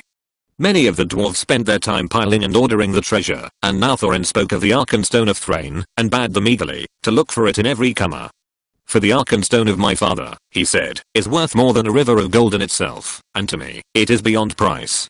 That stone of all the treasure I name unto myself, and I will be avenged on anyone who finds it and withholds it. Bilbo heard these words and he grew afraid, wondering what would happen if the stone was found wrapped in an old bundle of tattered oddments that he used as a pillow. All the same he did not speak of it, for as the weariness of the days grew heavier, the beginnings of a plan had come into his little head. Things had gone on like this for some time, when the ravens brought news that Dane and more than 500 dwarves, hurrying from the Iron Hills, were now within about 2 days' march of Dale, coming from the northeast. But they cannot reach the mountain unmarked, said RAC, and I fear, lest there be battle in the valley. I do not call this counsel good. Though they are a grim folk, they are not likely to overcome the host that besets you, and even if they did so, what will you gain? Winter and snow is hastening behind them. How shall you be fed without the friendship and goodwill of the lands about you? The treasure is likely to be your death, though the dragon is no more. But Thorin was not moved. Winter and snow will bite both men and elves, he said, and they may find their dwelling in the ways grievous to bear. With my friends behind them, and winter upon them, they will perhaps be in softer mood to parley with. That night Bilbo made up his mind. The sky was black and moonless. As soon as it was full dark, he went to a corner of an inner chamber just within the gate, and drew from his bundle a rope, and also the Arkenstone wrapped in a rag. Then he climbed to the top of the wall. Only Bomber was there, for it was his turn to watch, and the dwarves kept only one watchman at a time. It is mighty cold, said Bomber. I wish we could have a fire up here as they have in the camp. It is warm enough inside, said Bilbo. I dare say, but I'm bound here till midnight, grumbled the fat dwarf. A sorry business altogether. Not that I venture to disagree with Thorin, may his beard grow ever longer, yet he was ever a dwarf with a stiff neck. Not as stiff as my legs, said Bilbo. I'm tired of stairs and stone passages. I would give a good deal for the feel of grass at my toes. I would give a good deal for the feel of a strong drink in my throat, and for a soft bed after a good supper. I can't give you those, while the siege is going on. But it is long since I watched, and I will take your turn for you, if you like. There is no sleep in me tonight. You are a good fellow, Mr. Baggins, and I will take your offer kindly. If there should be anything to note, rouse me first, mind you. I will lie in the inner chamber to the left, not far away. Off you go, said Bilbo. I will wake you at midnight, and you can wake the next watchman. As soon as Bomber had gone, Bilbo put on his ring, fastened his rope, slipped down over the wall, and was gone. He had about 5 hours before him. Bomber would sleep, he could sleep at any time, and ever since the adventure in the forest he was always trying to recapture the beautiful dreams he had then, and all the others were busy with Thorin. It was unlikely that any, even Philly or Killy, would come out on the wall, until it was their turn. It was very dark, and the road after a while, when he left the newly made path, and climbed down towards the lower course of the stream, was strange to him. At last he came to the bend, where he had to cross the water, if he was to make for the camp, as he wished. The bed of the stream was there shallow but already broad, and fording it in the dark was not easy for the little hobbit. He was nearly across, when he missed his footing on a round stone, and fell into the cold water with a splash. He had barely scrambled out on the far bank, shivering and spluttering, when up came elves in the gloom with bright lanterns, and searched for the cause of the noise. That was no fish. One said. There is a spy about. Hide your lights. They will help him more than us, if it is that queer little creature, that is said to be their servant. Servant, indeed. Snorted Bilbo, and in the middle of his snort he sneezed loudly, and the elves immediately gathered towards the sound. Let's have a light, he said. I'm here, if you want me. And he slipped off his ring, and popped from behind a rock. They seized him quickly, in spite of their surprise. Who are you? Are you the dwarves' hobbit? What are you doing? How did you get so far past our sentinels? They asked one after another. I'm Mr. Bilbo Baggins, he answered, companion of Thorin, if you want to know. I know your king well by sight, though perhaps he doesn't know me to look at. But Bard will remember me, and it is Bard I particularly want to see. Indeed, said they, and what may be your business? Whatever it is, it's my own, my good elves. But if you wish ever To get back to your own woods from this cold cheerless place, he answered shivering. You will take me a long quiet to a fire, where I can dry, and then you will let me speak to your chiefs as quick as may be. I have only an hour or two to spare. That is how it came about, that some 2 hours after his escape from the gate, Bilbo was sitting beside a warm fire in front of a large tent, and there sat two, gazing curiously at him, both the elven king and bard. A hobbit in elvish armor, partly wrapped in an old blanket, was something new to them. Really, you know, Bilbo was saying in his best business manner, things are impossible. Personally, I'm tired of the whole affair. I wish I was back in the West in my own home, where folk are more reasonable. But I have an interest in this matter, 1/14th share, to be precise, according to a letter, which fortunately I believe I have kept. He drew from a pocket in his old jacket, which he still wore over his mail, crumpled and much folded, Thorin's letter that had been put under the clock on his mantelpiece in May. A share in the profits, mind you, he went on. I'm aware of that. Personally, I'm only too ready to consider all your claims carefully, and deduct what is right from the total, before putting in my own claim. However, you don't know Thorin Oakenshield as well as I do now. I assure you, he is quite ready to sit on a heap of gold and starve, as long as you sit here. Well, let him, said Bard. Such a fool deserves to starve. Quite so, said Bilbo. I see your point of view. At the same time, winter is coming on fast. Before long you will be having snow and whatnot, and supplies will be difficult, even for elves, I imagine. Also, there will be other difficulties. You have not heard of Dane and the dwarves of the Iron Hills? We have, a long time ago, but what has he got to do with us? Asked the king. I thought as much. I see I have some information you have not got. Dane, I may tell you, is now less than 2 days' march off, and has at least 500 grim dwarves with him. A good many of them have had experience in the dreadful dwarf and goblin wars, of which you have no doubt heard. When they arrive, there may be serious trouble. Why do you tell us this? Are you betraying your friends, or are you threatening us? Asked Bard grimly. My dear Bard, squeaked Bilbo. Don't be so hasty. I never met such suspicious folk. I'm merely trying to avoid trouble for all concerned. Now I will make you an offer. Let us hear it, they said. You may see it, said he. It is this. And he drew forth the Arkenstone, and threw away the wrapping. The Elven King himself, whose eyes were used to things of wonder and beauty, stood up in amazement. Even Bard gazed marveling at it in silence. It was as if a globe had been filled with moonlight, and hung before them in a net woven of the glint of frosty stars. This is the Arkenstone of Thrain, said Bilbo, the heart of the mountain, and it is also the heart of Thorin. He values it above a river of gold. I give it to you. It will aid you in your bargaining. Then Bilbo, not without a shudder, not without a glance of longing, handed the marvelous stone to Bard, and he held it in his hand, as though dazed. But how is it yours to give? He asked at last with an effort. Oh well, said the hobbit uncomfortably. It isn't exactly, but, well, I'm willing to let it stand against all my claim, don't you know. I may be a burglar, or so they say. Personally, I never really felt like one, but I'm an honest one, I hope, more or less. Anyway, I'm going back now, and the dwarves can do what they like to me. I hope you will find it useful. The Elven King looked at Bilbo with a new wonder. Bilbo Baggins, he said. You are more worthy to wear the armor of elf princes than many that have looked more comely in it. But I wonder if Thorin Oakenshield will see it so. I have more knowledge of dwarves in general than you have, perhaps. I advise you to remain with us, and here you shall be honored and thrice welcome. Thank you very much, I'm sure, said Bilbo with a bow. But I don't think I ought to leave my friends like this, after all we have gone through together. And I promised to wake old Bomber at midnight too. Really, I must be going, and quickly. Nothing they could say would stop him, so an escort was provided for him, and as he went both the king and Bard saluted him with honor. As they passed through the camp, an old man wrapped in a dark cloak rose from a tent door, where he was sitting, and came towards them. Well done, Mr. Baggins, he said, clapping Bilbo on the back.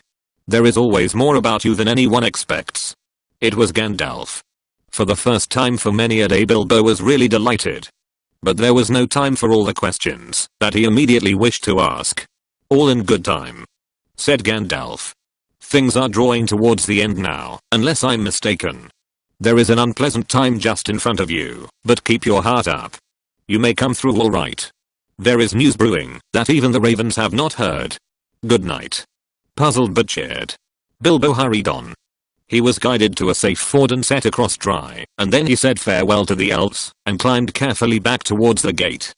Great weariness began to come over him, but it was well before midnight when he clambered up the rope again. It was still where he had left it. He untied it and hid it, and then he sat down on the wall and wondered anxiously what would happen next.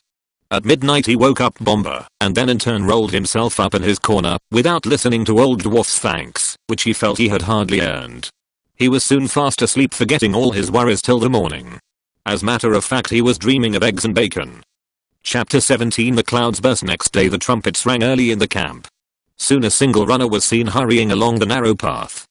At a distance he stood and hailed them, asking whether Thorin would now listen to another embassy, since new tidings had come to hand, and matters were changed. "That will be Dane," said Thorin when he heard. "They will have got wind of his coming. I thought that would alter their mood. Bid them come, few in number and weaponless, and I will hear," he called to the messenger. About midday the banners of the forest and the lake were seen to be borne forth again. A company of 20 was approaching. At the beginning of the narrow way they laid aside sword and spear, and came on towards the gate.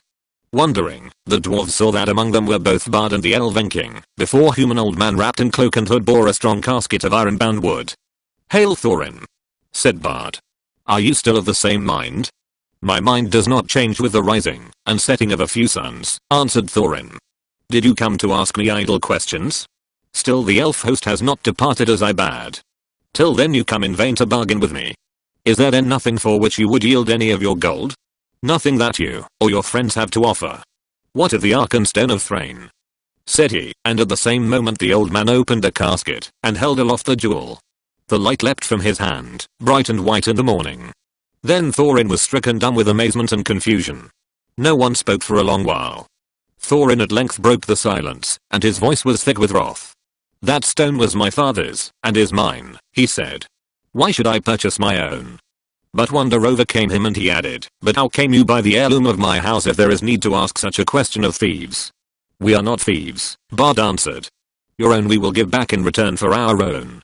"How came you by it?" shouted Thorin in gathering rage.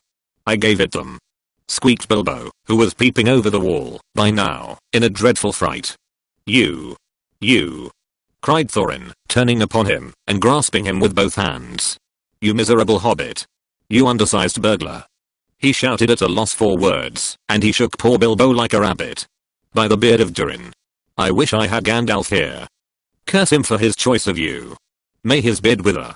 As for you, I will throw you to the rocks," he cried and lifted Bilbo in his arms.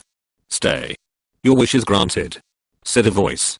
The old man with the casket threw aside his hood and cloak. "Here is Gandalf. And none too soon it seems. If you don't like my burglar, please don't damage him. Put him down, and listen first to what he has to say." "You all seem in league," said Thorin, dropping Bilbo on the top of the wall. "Never again will I have dealings with any wizard or his friends. What have you to say, you descendant of rats?" Dear me, said Bilbo. "I'm sure this is all very uncomfortable. You may remember saying that I might choose my own 14th share. Perhaps I took it too literally. -1 have been told that dwarves are sometimes politer in word than in deed. The time was, all the same, when you seemed to think that I had been of some service. Descendant of rats, indeed. Is this ale the service of you and your family that I was promised? Thorin? Take it that I have disposed of my share as I wished, and let it go at that." "I will," said Thorin grimly. "And I will let you go at that, and may we never meet again." Then he turned and spoke over the wall. "I'm betrayed," he said. "It was rightly guessed that I could not forbear to redeem the Arkenstone, the treasure of my house. For it I will give 1/14th share of the hoard in silver and gold, setting aside the gems, but that shall be accounted the promised share of this traitor, and with that reward he shall depart, and you can divide it as you will. He will get little enough, I doubt not. Take him, if you wish him to live, and no friendship of mine goes with him. Get down now to your friends," he said to Bilbo, "or I will throw you down." "What about the gold and silver?" asked Bilbo. "That shall follow after, as can be arranged," said he. "Get down." "Until then we keep the stone," cried Bard.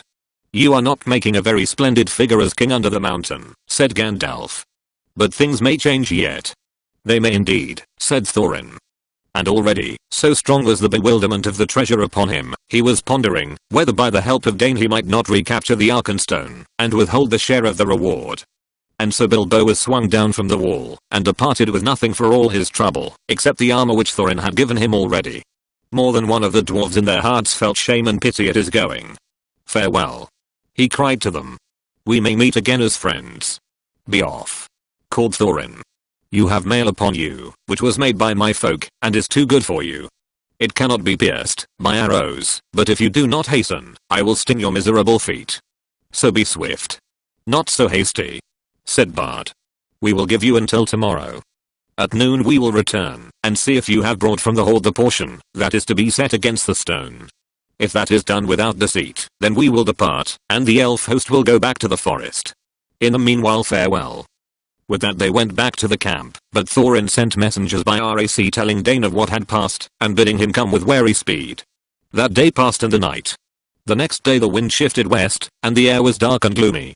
The morning was still early, when a cry was heard in the camp. Runners came in to report that a host of dwarves had appeared round the eastern spur of the mountain, and was now hastening to Dale. Dane had come. He had hurried on through the night, and so had come upon them sooner than they had expected. Each one of his folk was clad in a hauberk of steel mail that hung to his knees, and his legs were covered with hose of a fine and flexible metal mesh, the secret of whose making was possessed by Dane's people. The dwarves are exceedingly strong for their height, but most of these were strong even for dwarves. In battle they wielded heavy two-handed mattocks, but each of them had also a short broadsword at his side and a round shield slung at his back. Their beards were forked and plaited, and thrust into their belts. Their caps were of iron, and they were shod with iron, and their faces were grim. Trumpets called men and elves to arms. Before long the dwarves could be seen coming up the valley at a great pace. They halted between the river and the eastern spur, but a few held on their way, and crossing the river drew near the camp, and there they laid down their weapons, and held up their hands in sign of peace. Bard went out to meet them, and with him went Bilbo. "We are sent from Dane son of Nain," they said when questioned. "We are hastening to our kinsman in the mountain, since we learn that the kingdom of Vold is renewed. But who are you that sit in the plain as foes before defended walls?" This, of course, in the polite and rather old-fashioned language of such occasions, meant simply, "You have no business here. We are going on, so make way or we shall fight you." They meant to push on between the mountain and the loop of the river, for the narrow land there did not seem to be strongly guarded. Bard, of course, refused to allow the dwarves to go straight onto the mountain. He was determined to wait until the gold and silver had been brought out in exchange for the Arkenstone, for he did not believe that this would be done if once the fortress was manned with so large and warlike a company. They had brought with them a great store of supplies, for the dwarves can carry very heavy burdens, and nearly all of Dane's folks, in spite of their rapid march, bore huge packs on their backs in addition to their weapons. They would stand a siege for weeks, and by that time, yet more dwarves might come, and yet more, for Thorin had many relatives. Also they would be able to reopen and guard some other gate, so that the besiegers would have to encircle the whole mountain, and for that they had not sufficient numbers. These were, in fact, precisely their plans, for the Raven messengers had been busy between Thorin and Dane, but for the moment the way was barred, so after angry words the dwarf messengers retired muttering in their beards. Bard then sent messengers at once to the gate, but they found no gold or payment. Arrows came forth, as soon as they were within shot, and they hastened back in dismay. In the camp all was now astir, as if for battle, for the dwarves of Dane were advancing along the eastern bank. "Fools," laughed Bard, "to come thus beneath the mountain's arm. They do not understand war above ground, whatever they may know of battle in the mines. There are many of our archers and spearmen now hidden in the rocks upon their right flank. Dwarf mail may be good, but they will soon be hard put to it. Let us set on them now from both sides, before they are fully rested." But the Elven King said, "Long will I tarry, ere I begin this war for gold. The dwarves cannot press us, unless we will, or do anything, that we cannot mark. Let us hope still for something, that will bring reconciliation. Our advantage in numbers will be enough, if in the end it must come to unhappy blows." But he reckoned without the dwarves. The knowledge that the Arkenstone was in the hands of the besiegers burned in their thoughts. Also they guessed the hesitation of Bard and his friends, and resolved to strike while they debated. Suddenly without a signal they sprang silently forward to attack. Bows twanged and arrows whistled, battle was about to be joined. Still more suddenly a darkness came on with dreadful swiftness. A black cloud hurried over the sky. Wind to thunder on a wild wind rolled roaring up, and rumbled in the mountain, and lightning lit its peak. And beneath the thunder another blackness could be seen welling forward, but it did not come with the wind, it came from the north, like a vast cloud of birds, so dense that no light could be seen between their wings. Halt! Cried Gandalf, who appeared suddenly, and stood alone, with arms uplifted, between the advancing dwarves and the ranks awaiting them. Halt! He called in a voice like thunder, and his staff blazed forth with a flash like the lightning. Dread has come upon you all. Alas, it has come more swiftly than I guessed. The goblins are upon you. Balg of the North is coming. Odain, whose father Uslu and Moria. Behold, the bats are above his army like a sea of locusts. They ride upon wolves and wargs are in their train. Amazement and confusion fell upon them all. Even as Gandalf had been speaking, the darkness grew. The dwarves halted and gazed at the sky. The elves cried out with many voices. Come! Called Gandalf. There is yet time for counsel. Let Dain son of Nain come swiftly to us. So began a battle that none had expected, and it was called the Battle of Five Armies, and it was very terrible. Upon one side were the goblins and the wild wolves, and upon the other were elves and men and dwarves. This is how it fell out. Ever since the fall of the great goblin of the Misty Mountains, the hatred of their race for the dwarves had been rekindled to fury. Messengers had passed to and fro between all their cities, colonies, and strongholds, for they resolved now to win the dominion of the north. Tidings there had gathered in secret ways, and in all the mountains there was a forging and an arming.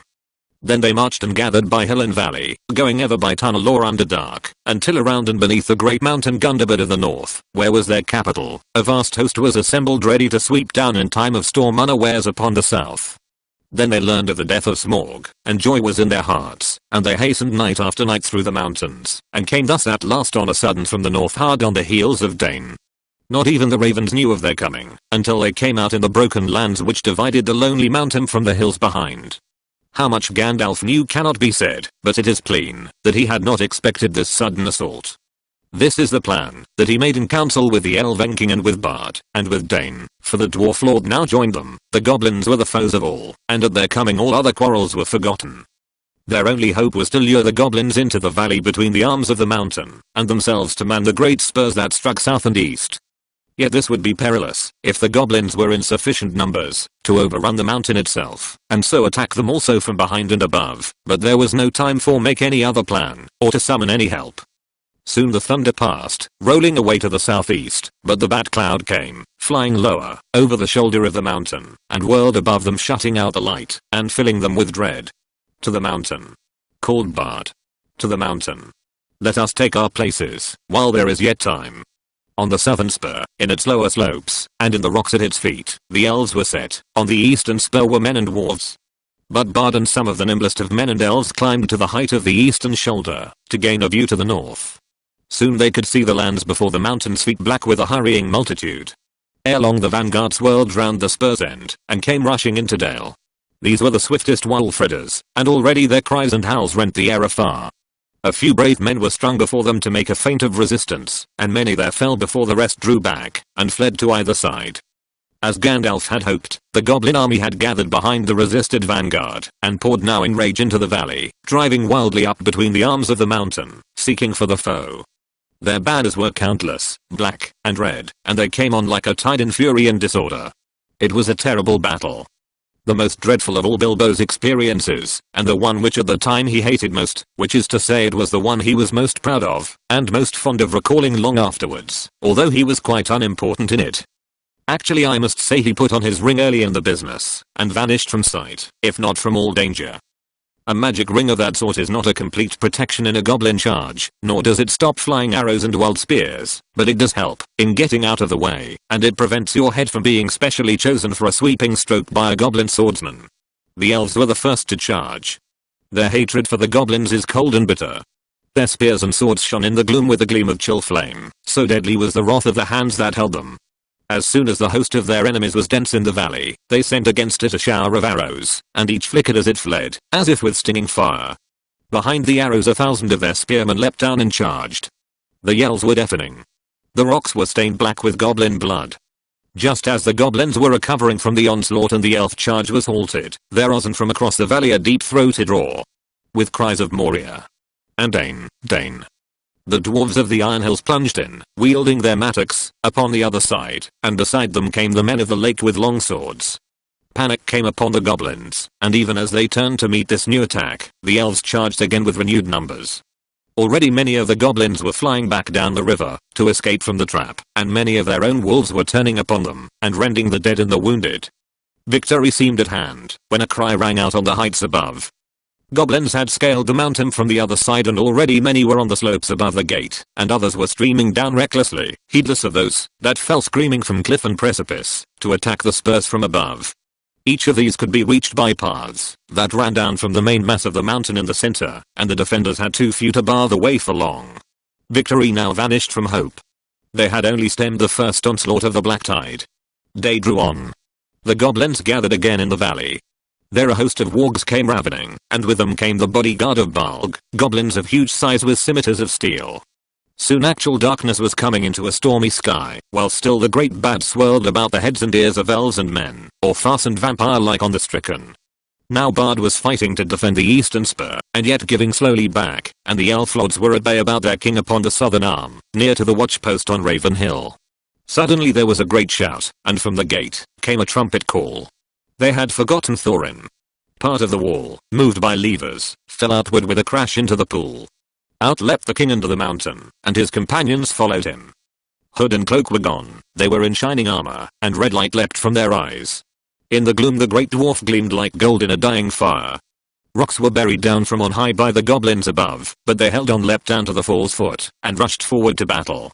Wolf and rider fell, or fled before them. Thorin wielded his axe with mighty strokes, and nothing seemed to harm him. To me. Elves and men. To me. O my kinsfolk. He cried, and his voice shook like a horn in the valley. Down, heedless of order, rushed all the dwarves of Dane to his help.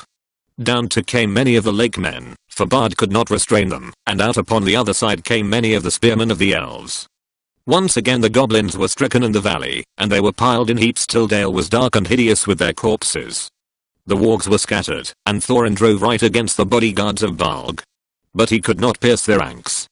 Already behind him among the goblin dead lay many men and many dwarfs, and many a fair elf, that should have lived yet long ages merrily in the wood.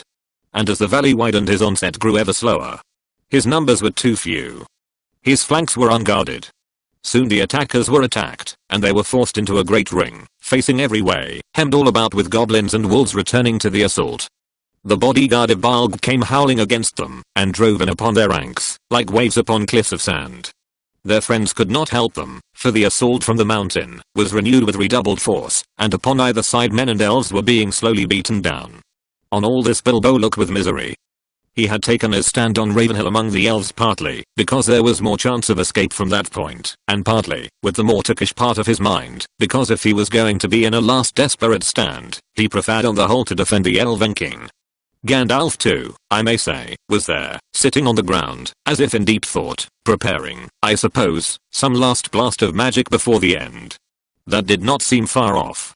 It will not be long now, thought Bilbo, before the goblins win the gate, and we are all slaughtered or driven down and captured. Really it is enough to make one weep, after all one has gone through.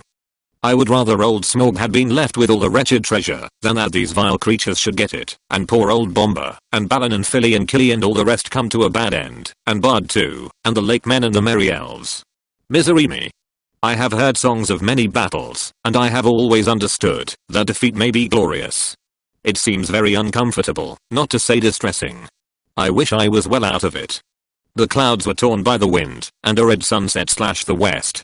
Seeing the sudden gleam in the gloom, Bilbo looked round. He gave a great cry. He had seen a sight that made his heart leap, dark shapes small yet majestic against the distant glow. The eagles. The eagles. He shouted. The eagles are coming. Bilbo's eyes were seldom wrong. The eagles were coming down the wind, line after line, in such a host as must have gathered from all the eyries of the north. The eagles, the eagles. Bilbo cried, dancing and waving his arms. If the elves could not see him, they could hear him. Soon they too took up the cry, and it echoed across the valley. Many wondering eyes looked up, though as yet nothing could be seen, except from the southern shoulders of the mountain. The eagles. Cried Bilbo once more, but at that moment a stone hurtling from above smote heavily on his helm, and he fell with a crash, and knew no more. Chapter 18 The Return Journey. When Bilbo came to himself, he was literally by himself. He was lying on the flat stones of Ravenhill, and no one was near. A cloudless day, but cold, was broad above him. He was shaking, and as chilled as stone, but his head burned with fire. Now I wonder what has happened? He said to himself. At any rate, I'm not yet one of the fallen heroes, but I suppose there is still time enough for that. He sat up painfully. Looking into the valley, he could see no living goblins.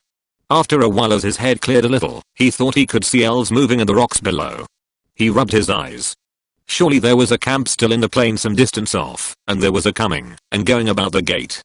Dwarves seemed to be busy removing the wall. But all was deadly still. There was no call, and no echo of a song. Sorrow seemed to be in the air. Victory after all, I suppose. He said, feeling his aching head. Well, it seems a very gloomy business. Suddenly he was aware of a man climbing up and coming towards him. Hello there.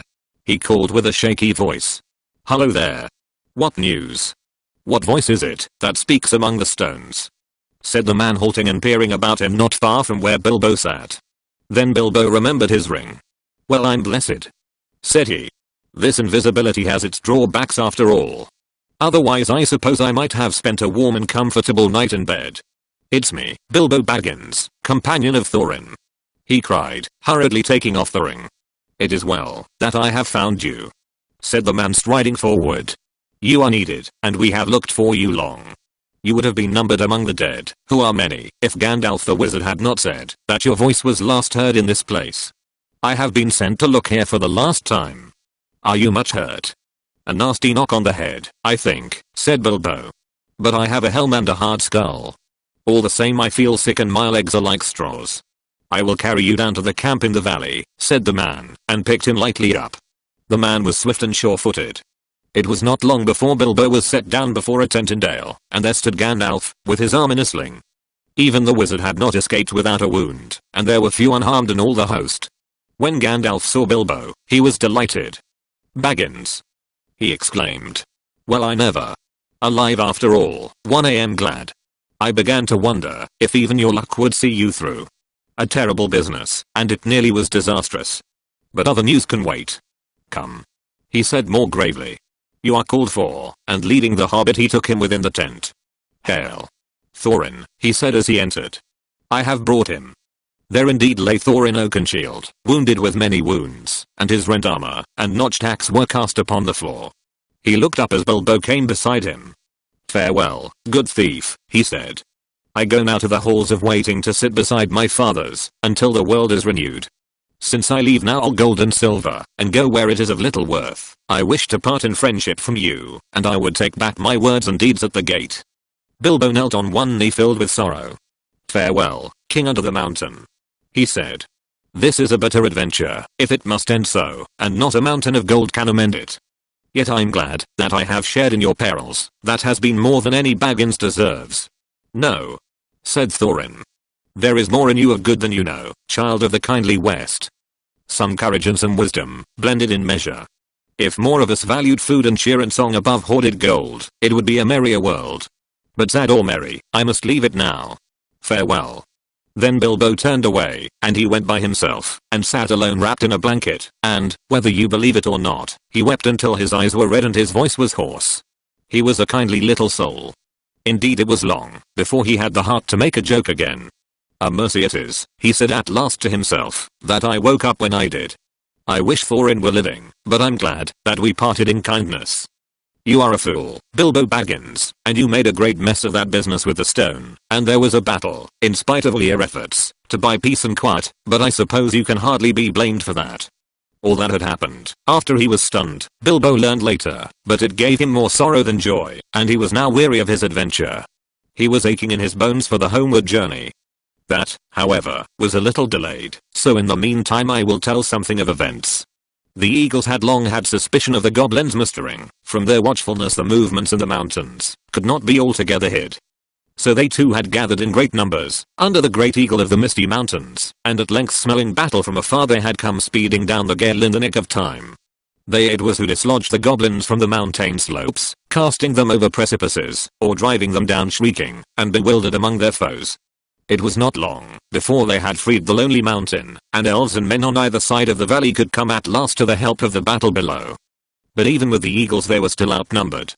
In that last hour Beorn himself had appeared, no one knew how or from where. He came alone, and in bear's shape, and he seemed to have grown almost to giant size in his wrath. The roar of his voice was like drums and guns, and he tossed wolves and goblins from his path, like straws and feathers. He fell upon their rear, and broke like a clap of thunder through the ring. The dwarves were making a standstill about their lords upon a low rounded hill. Then Bjorn stooped and lifted Thorin, who had fallen pierced with spears, and bore him out of the fray. Swiftly he returned, and his wrath was redoubled, so that nothing could withstand him, and no weapon seemed to bite upon him. He scattered the bodyguard, and pulled down Bolg himself and crushed him. Then dismay fell on the goblins, and they fled in all directions. But weariness left their enemies with the coming of new hope, and they pursued them closely, and prevented most of them from escaping where they could. They drove many of them into the running river, and such as fled south or west they hunted into the marshes about the forest river, and there the greater part of the last fugitives perished, while those that came hardly to the wood elves' realm were there slain, or drawn in to die in the trackless dark of Mirkwood.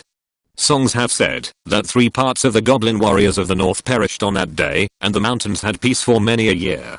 Victory had been assured before the fall of night, but the pursuit was still on foot when Bilbo returned to the camp, and not many were in the valley save the more grievously wounded. "Where are the eagles?" he asked Gandalf that evening, as he lay wrapped in many warm blankets. "Some are in the hunt," said the wizard, "but most have gone back to their eyries. They would not stay here, and departed with the first light of morning. Dane has crowned their chief with gold, and sworn friendship with them forever. I'm sorry. I should have liked to see them again," said Bilbo sleepily. "Perhaps I shall see them on the way home. I suppose I shall be going home soon." "As soon as you like," said the wizard. Actually it was some days before Bilbo really set out. They buried Thorin deep beneath the mountain, and Bard laid the Arkenstone upon his breast. "There let it lie till the mountain falls," he said. "May it bring good fortune to all his folk that dwell hereafter." Upon his tomb the Elven King then laid Orcrist, the elvish sword that had been taken from Thorin in captivity. It is said in songs that it gleamed ever in the dark if foes approached, and the fortress of the dwarves could not be taken by surprise. There now Dane son of Nain took up his abode, and he became king under the mountain, and in time many other dwarves gathered to his throne in the ancient halls. Of the 12 companions of Thorin, 10 remained. Fili and Kili had fallen defending him with shield and body, for he was their mother's elder brother. The others remained with Dane, for Dane dealt his treasure well. There was, of course, no longer any question of dividing the hoard in such shares as had been planned, to Balin and Wallin, and Dori and Nori and Dori, and Oin and Gloin, and Buffer and Boffer and Bomber or to Bilbo. Yet a 14th share of all the silver and gold, wrought and unwrought, was given up to Bard, for Dane said, "We will honor the agreement of the dead, and he has now the Arkenstone in his keeping." Even a 14th share was wealth exceedingly great, greater than that of many mortal kings. From that treasure Bard sent much gold to the master of Lake Town, and he rewarded his followers and friends freely. To the Elven King he gave the emeralds of Geryon, such jewels as he most loved, which Dane had restored to him. To Bilbo he said, "This treasure is as much yours as it is mine, though old agreements cannot stand, since so many have a claim in its winning and defense. Yet even though you were willing to lay aside all your claim, I should wish that the words of Thorin, of which he repented, should not prove true, that we should give you little. I would reward you most richly of all." "Very kind of you," said Bilbo. "But really it is a relief to me. How on earth should I have got all that treasure home without war and murder all along the way? I don't know. And I don't know what I should have done with it when I got home. I'm sure it is better in your hands." In the end he would only take 2 small chests, one filled with silver, and the other with gold, such as one strong pony could carry. "That will be quite as much as I can manage," said he. At last the time came for him to say goodbye to his friends. "Farewell, Balin," he said, "and farewell, Dwalin, and farewell Dori, Nori, Ori, Oin, Gloin, Buffer, Boffer, and Bomber. May your beards never grow thin." And turning towards the mountain he added, "Farewell Thorin Oakenshield. And Fili and Kili. May your memory never fade." Then the dwarves bowed low before their gate, but words stuck in their throats. "Goodbye and good luck, wherever you fare," said Balin at last. "If ever you visit us again, when our halls are made fair once more, then the feast shall indeed be splendid. If ever you are passing my way," said Bilbo, "don't wait to knock. Tea is at 4, but any of you are welcome at any time." Then he turned away. The elf host was on the march, and if it was sadly lessened, yet many were glad, for now the northern world would be merrier for many a long day. The dragon was dead, and the goblins overthrown, and their hearts looked forward after winter to a spring of joy. Gandalf and Bilbo rode behind the elven king, and beside them strode Beorn, once again in man's shape, and he laughed, and sang in a loud voice upon the road. So they went on until they drew near to the borders of Mirkwood, to the north of the place, where the forest river ran out. Then they halted, for the wizard and Bilbo would not enter the wood, even though the king bade them stay a while in his halls. They intended to go along the edge of the forest, and round its northern end in the waste that lay between it, and the beginning of the Grey Mountains. It was a long and cheerless road, but now that the goblins were crushed, it seemed safer to them than the dreadful pathways under the trees. Moreover, Beorn was going that way too. Farewell, O elven king, said Gandalf. Merry be the greenwood, while the world is yet young. And merry be all your folk. Farewell, O Gandalf, said the king. May you ever appear where you are most needed and least expected. The oftener you appear in my halls the better shall I be pleased. I beg of you, said Bilbo stammering and standing on one foot, to accept this gift. And he brought out a necklace of silver and pearls, that Dane had given him at their parting. In what way have I earned such a gift, O Hobbit? Said the king. Well, I thought, don't you know, said Bilbo rather confused, that, some little return should be made for your, hospitality. I mean even a burglar has his feelings. I have drunk much of your wine, and eaten much of your bread. I will take your gift, O Bilbo the Magnificent, said the king gravely. And I name you elf friend and blessed. May your shadow never grow less, or stealing would be too easy. Farewell. Then the elves turned towards the forest, and Bilbo started on his long road home. He had many hardships and adventures, before he got back. The wild was still the wild, and there were many other things in it in those days besides goblins, but he was well guided, and well guarded. The wizard was with him, and Beorn for much of the way, and he was never in great danger again. Anyway, by midwinter Gandalf and Bilbo had come all the way back, along both edges of the forest, to the doors of Beorn's house, and there for a while they both stayed. Yuletide was warm and merry there, and men came from far and wide to feast at Beorn's bidding.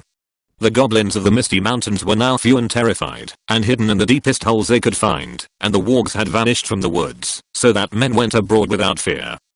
Beorn indeed became a great chief afterwards in those regions, and ruled a wide land between the mountains and the wood, and it is said, that for many generations the men of his line had the power of taking bear's shape, and some were grim men and bad, but most were in heart like Beorn, if less in size and strength. In their day the last goblins were hunted from the Misty Mountains, and a new peace came over the edge of the wild. It was spring, and a fair one with mild weathers and a bright sun, before Bilbo and Gandalf took their leave at last of Beorn, and though he longed for home, Bilbo left with regret, for the flowers of the gardens of Beorn were in springtime no less marvelous than in high summer. At last they came up the long road, and reached the very pass, where the goblins had captured them before. But they came to that high point at morning, and looking backward they saw a white sun shining over the outstretched lands. There behind lay Mirkwood, blue in the distance, and darkly green at the nearer edge even in the spring. There far away was the lonely mountain on the edge of eyesight. On its highest peak snow yet unmelted was gleaming pale. So comes snow after fire, and even dragons have their ending, said Bilbo, and he turned his back on his adventure. The Turkish part was getting very tired, and the Baggins was daily getting stronger. I wish now, only to be in my own armchair, he said. Chapter 19. The last stage. It was on May the 1st, that the two came back at last to the brink of the valley of Rivendell, where stood the last, or the first, homely house. Again it was evening, their ponies were tired, especially the one that carried the baggage, and they all felt in need of rest. As they rode down the steep path, Bilbo heard the elves still singing in the trees, as if they had not stopped since he left, and as soon as the riders came down into the lower glades of the wood they burst into a song of much the same kind as before.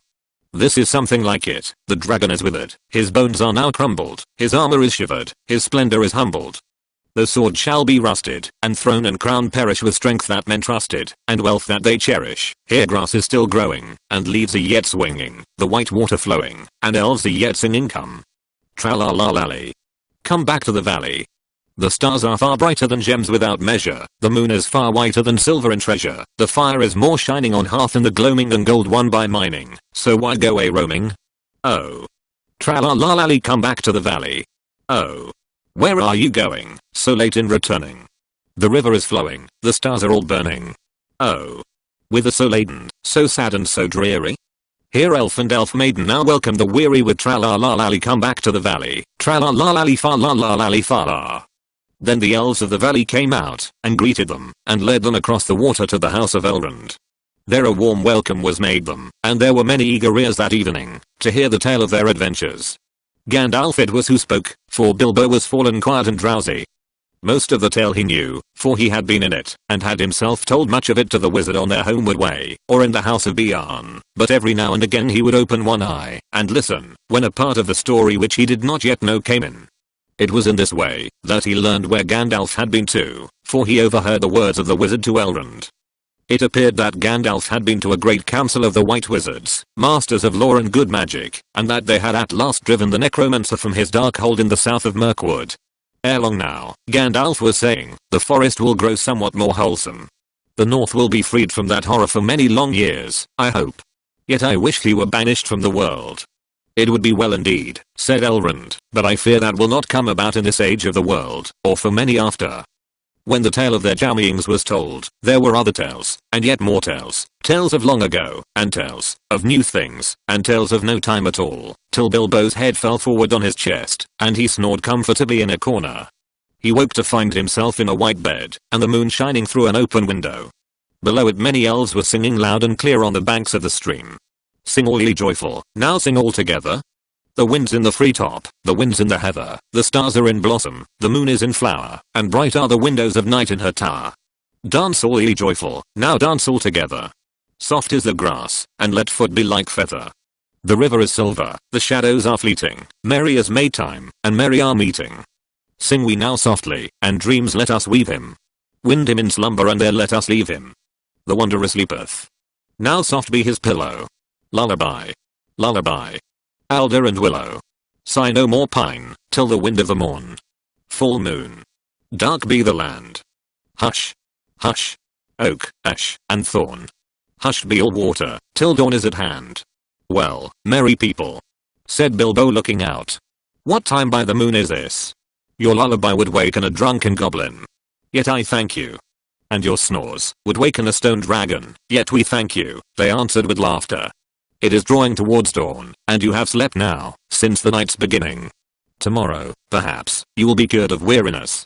A little sleep does a great cure in the house of Elrond, said he, but I will take all the cure I can get. A second good night, fair friends. And with that he went back to bed, and slept till late morning. Weariness fell from him soon in that house, and he had many a merry jest and dance, early and late, with the elves of the valley. Yet even that place could not long delay him now, and he thought always of his own home. After a week, therefore, he said farewell to Elrond, and giving him such small gifts as he would accept, he rode away with Gandalf. Even as they left the valley the sky darkened in the west before them, and wind and rain came up to meet them. Merry as Maytime, said Bilbo, as the rain beat into his face. But our back is to legends and we are coming home.